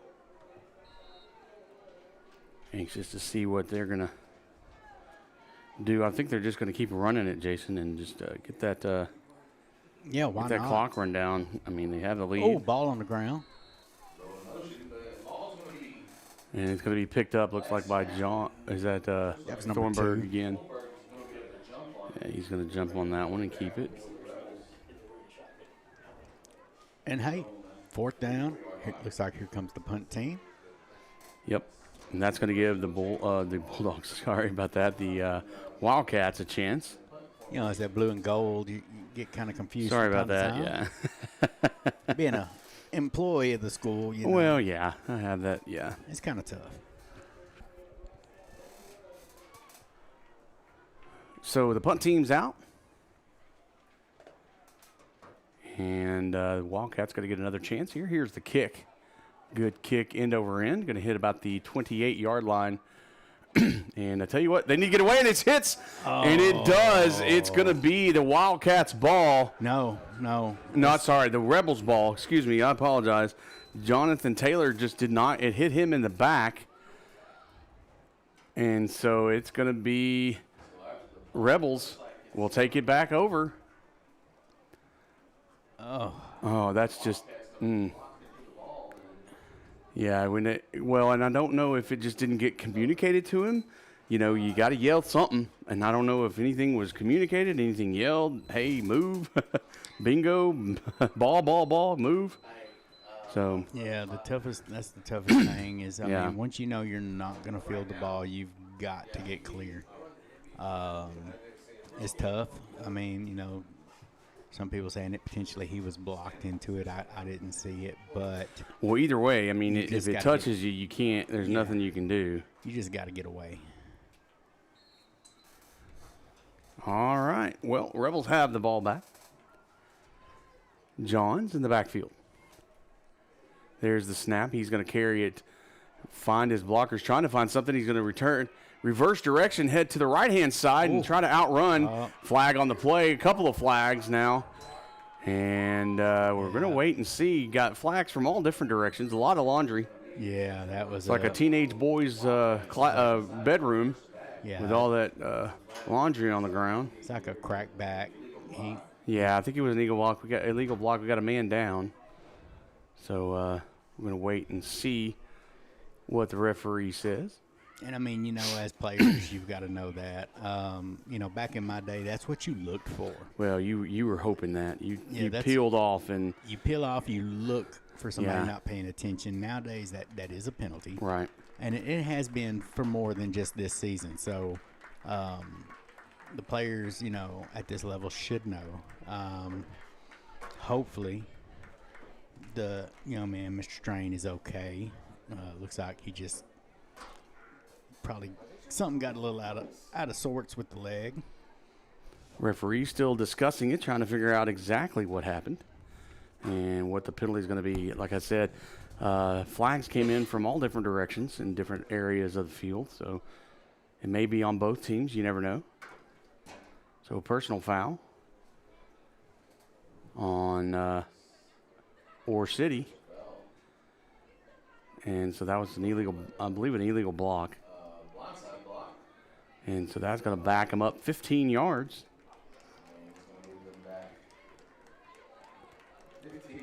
And, yeah, that's where they'll start another first down. It's changed so much, you know, from the olden days, I guess. Is that what we are? Yeah. Have we done the olden days already? 'Cause, I mean, we didn't have leather helmets, dude. Let's just not go the olden days. We didn't have leather helmets. I mean, I did have foam in my helmet, but I didn't have leather helmets. We had foam. They weren't adjustable. It either fit or it grew to fit, one of the two. You took it off and you had little red whelps all over. Yeah. Yeah. First down and 25 to go for the Rebels. Here's a handoff up the middle. I believe that's Thornburg, and he's hit. A good, solid hit about the 30-yard line. I don't know who hit him. That was number 66. That All was right. going to be Mr. Carson Hinkle, and I'm going to say Mr. Carson Hinkle on that one. That was Elias Thornburg again on the carry. Looks like he's going to be taking the remainder of the snaps for the running back position for the Rebels. As the clock continues to run, of course, and I believe that's just a thing they're going to do for the rest of this game is just run this clock down. Yeah, I do want to report Mr. Strain, Quentin Strain, number 9, who was injured on that crackback block, is moving around down there, getting loose. Hopefully Good get deal. back in this game. Hand off, and it comes to the left-hand side, trying to find out who it is. Jitjang brought him down. I believe that was Thornburg again. Gets to the about the 26-yard line. Still a long way away, even to the original line of scrimmage. It's going to bring up, I believe, 3rd down and 15 now. And Jitjang brought him down, but he had a lot of help from Jamori Pullum. Pullum came around flying and just jumped through. Looked acrobatic in that tackle. It just, Yeah.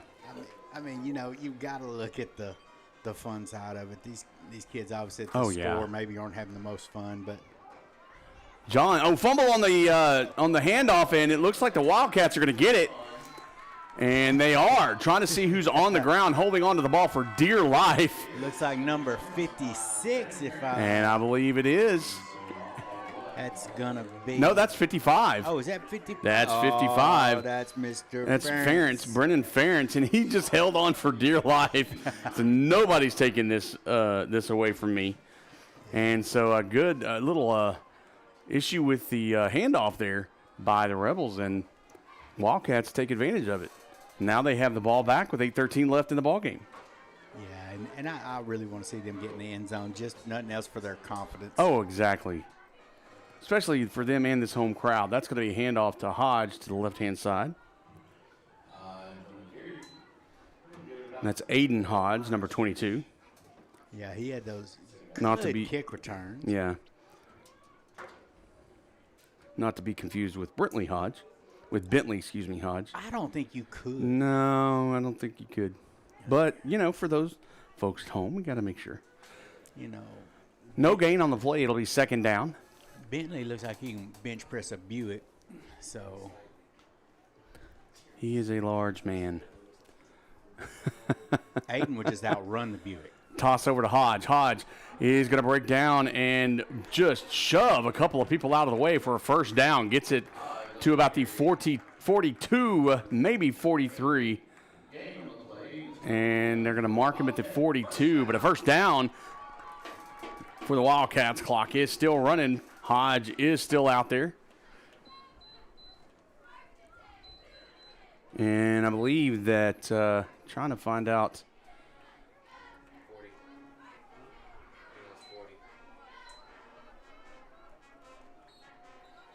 And they're going to timeout. Yeah, timeout or City. So they're going to take a timeout. We're going to take a timeout. We'll be right back. You're watching NETSN. The Friday night lights are shining, and we are teaching driving. CDL Training Academy is your resource to a better career. Come and get trained and get tested right here in Henderson, Texas. CDL Training Academy. Visit our Henderson, Texas office or online at cdllearn.com.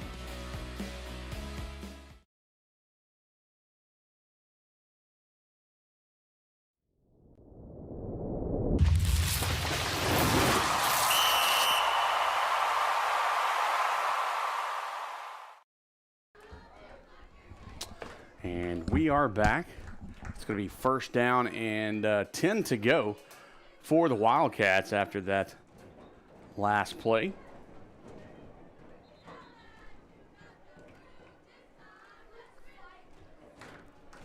Wow, excuse me, Big Sandy on the move.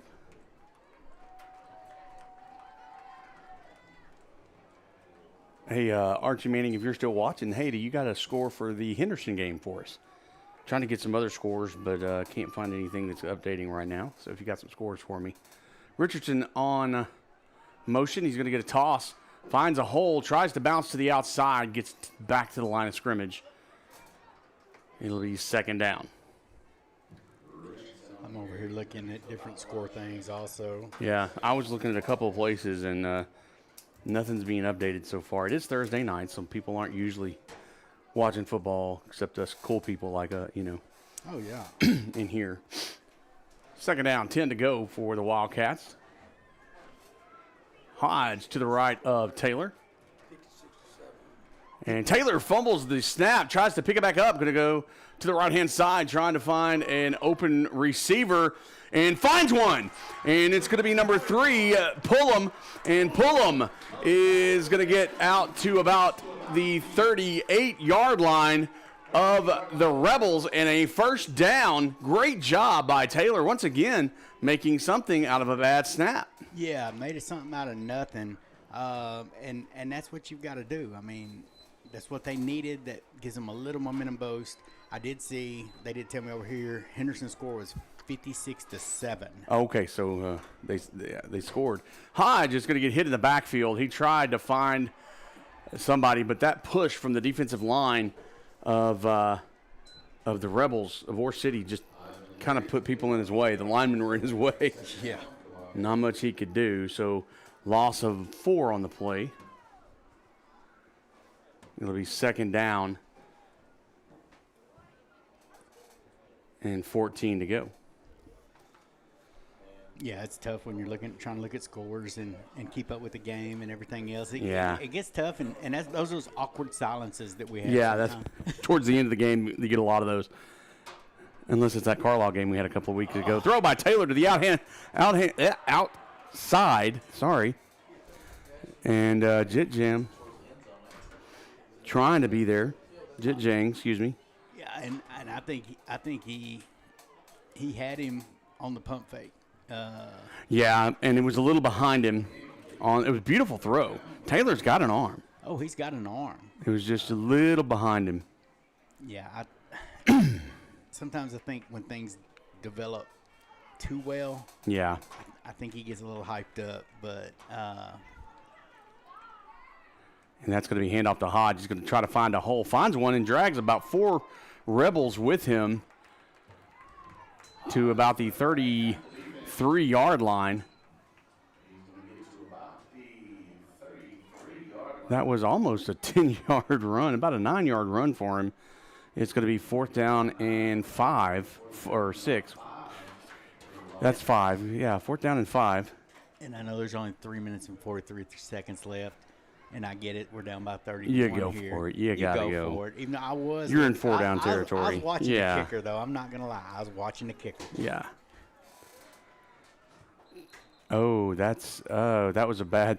All right, so I'm going to tell you right now what just happened. You probably saw it, but as a center, that was just, you're supposed to go on 2. Your center snapped it on 1. Yeah. And the rest of the team knew it was on 2. Your center thought it was on 1, and that's embarrassing. I've done that 100,000 times. I got lucky. That is the one thing I will say I never did. And I'll tell you what, You never make a quarterback more mad than when he doesn't know that ball's coming and you snap the thing. He's like, you almost broke my finger. Sorry, dude.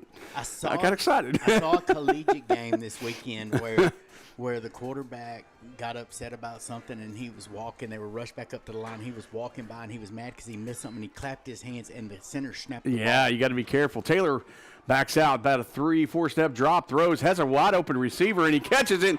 And that's going to be Pullum again. And Pullum right in the middle of the field pulls it in. And a great reception, gets to about the 15-yard line. That's spotted at the 14-yard line. So just and like a first that, and 10 from the 14. Just like that, Wildcats convert. Great job. Pullum's coming alive here in the fourth quarter. Taylor under center is going to snap it, hand it off to Hodge, and I don't believe that the Rebels really believed what was going on there because they read that like a book. Yeah, they're just getting so much penetration up at the front. It's almost like you have to, they've made some good plays on bad snaps. Mm-hmm. It's almost like you have to disrupt the timing of it, or things almost have to go haywire because they're reading the blocks. Got a stack to the left. It's going to be a toss out to Hodge again. He's going to round the corner, try to get to that first down marker at about the 5-yard line. And not sure if he made it. Can't see. It's on the far side from us.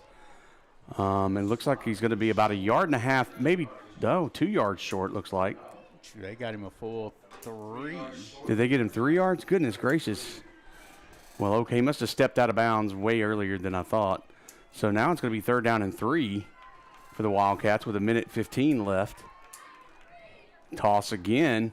Hodge had to wait on that one. Now he's just kind of driving people. Did get a first down as he gets down to around the 3-yard line. And did you see him put his shoulder down? Yeah, he sure did. And drove in. That's what I want to see. I want to see that hard. I want to see that challenge. Get in the goal. Get in the end zone. 13 points thus far this season for this Wildcat offense. A score would be monumental for them. Handoff. Again, Hodge, he's just going to push it and waiting. Nope, gets down to the 1-yard line. Clock still running. They do have timeout.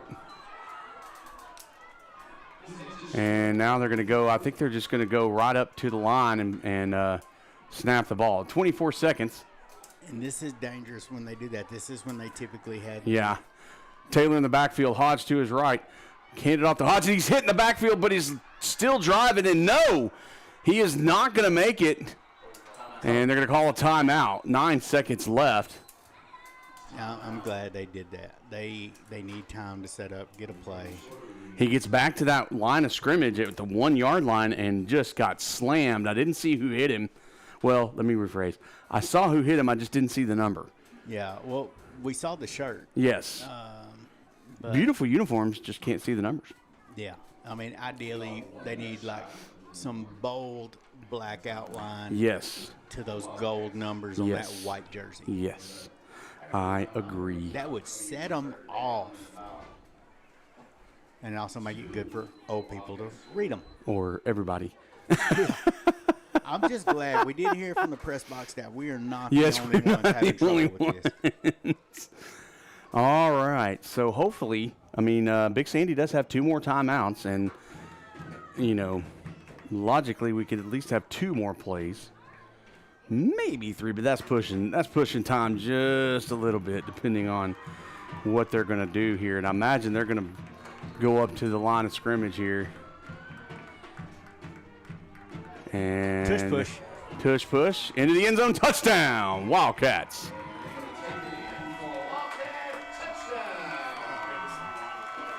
And that's what you want to see.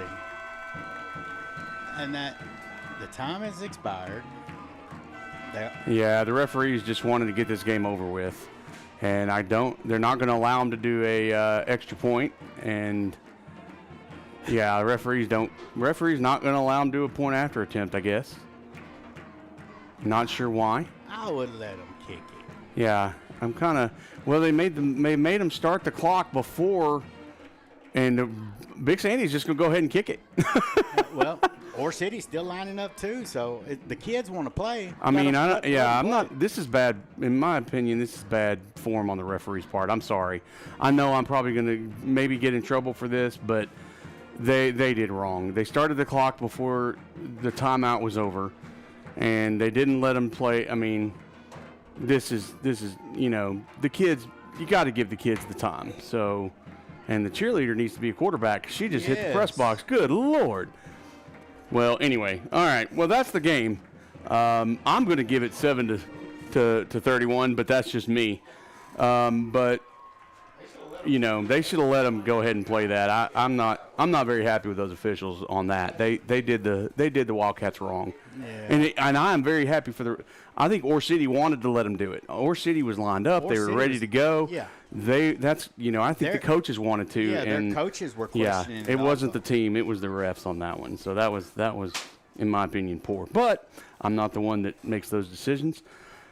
But you know what? 31-6 is your final score here in Big Sandy. And we appreciate you watching tonight. We got more games tomorrow night on Friday.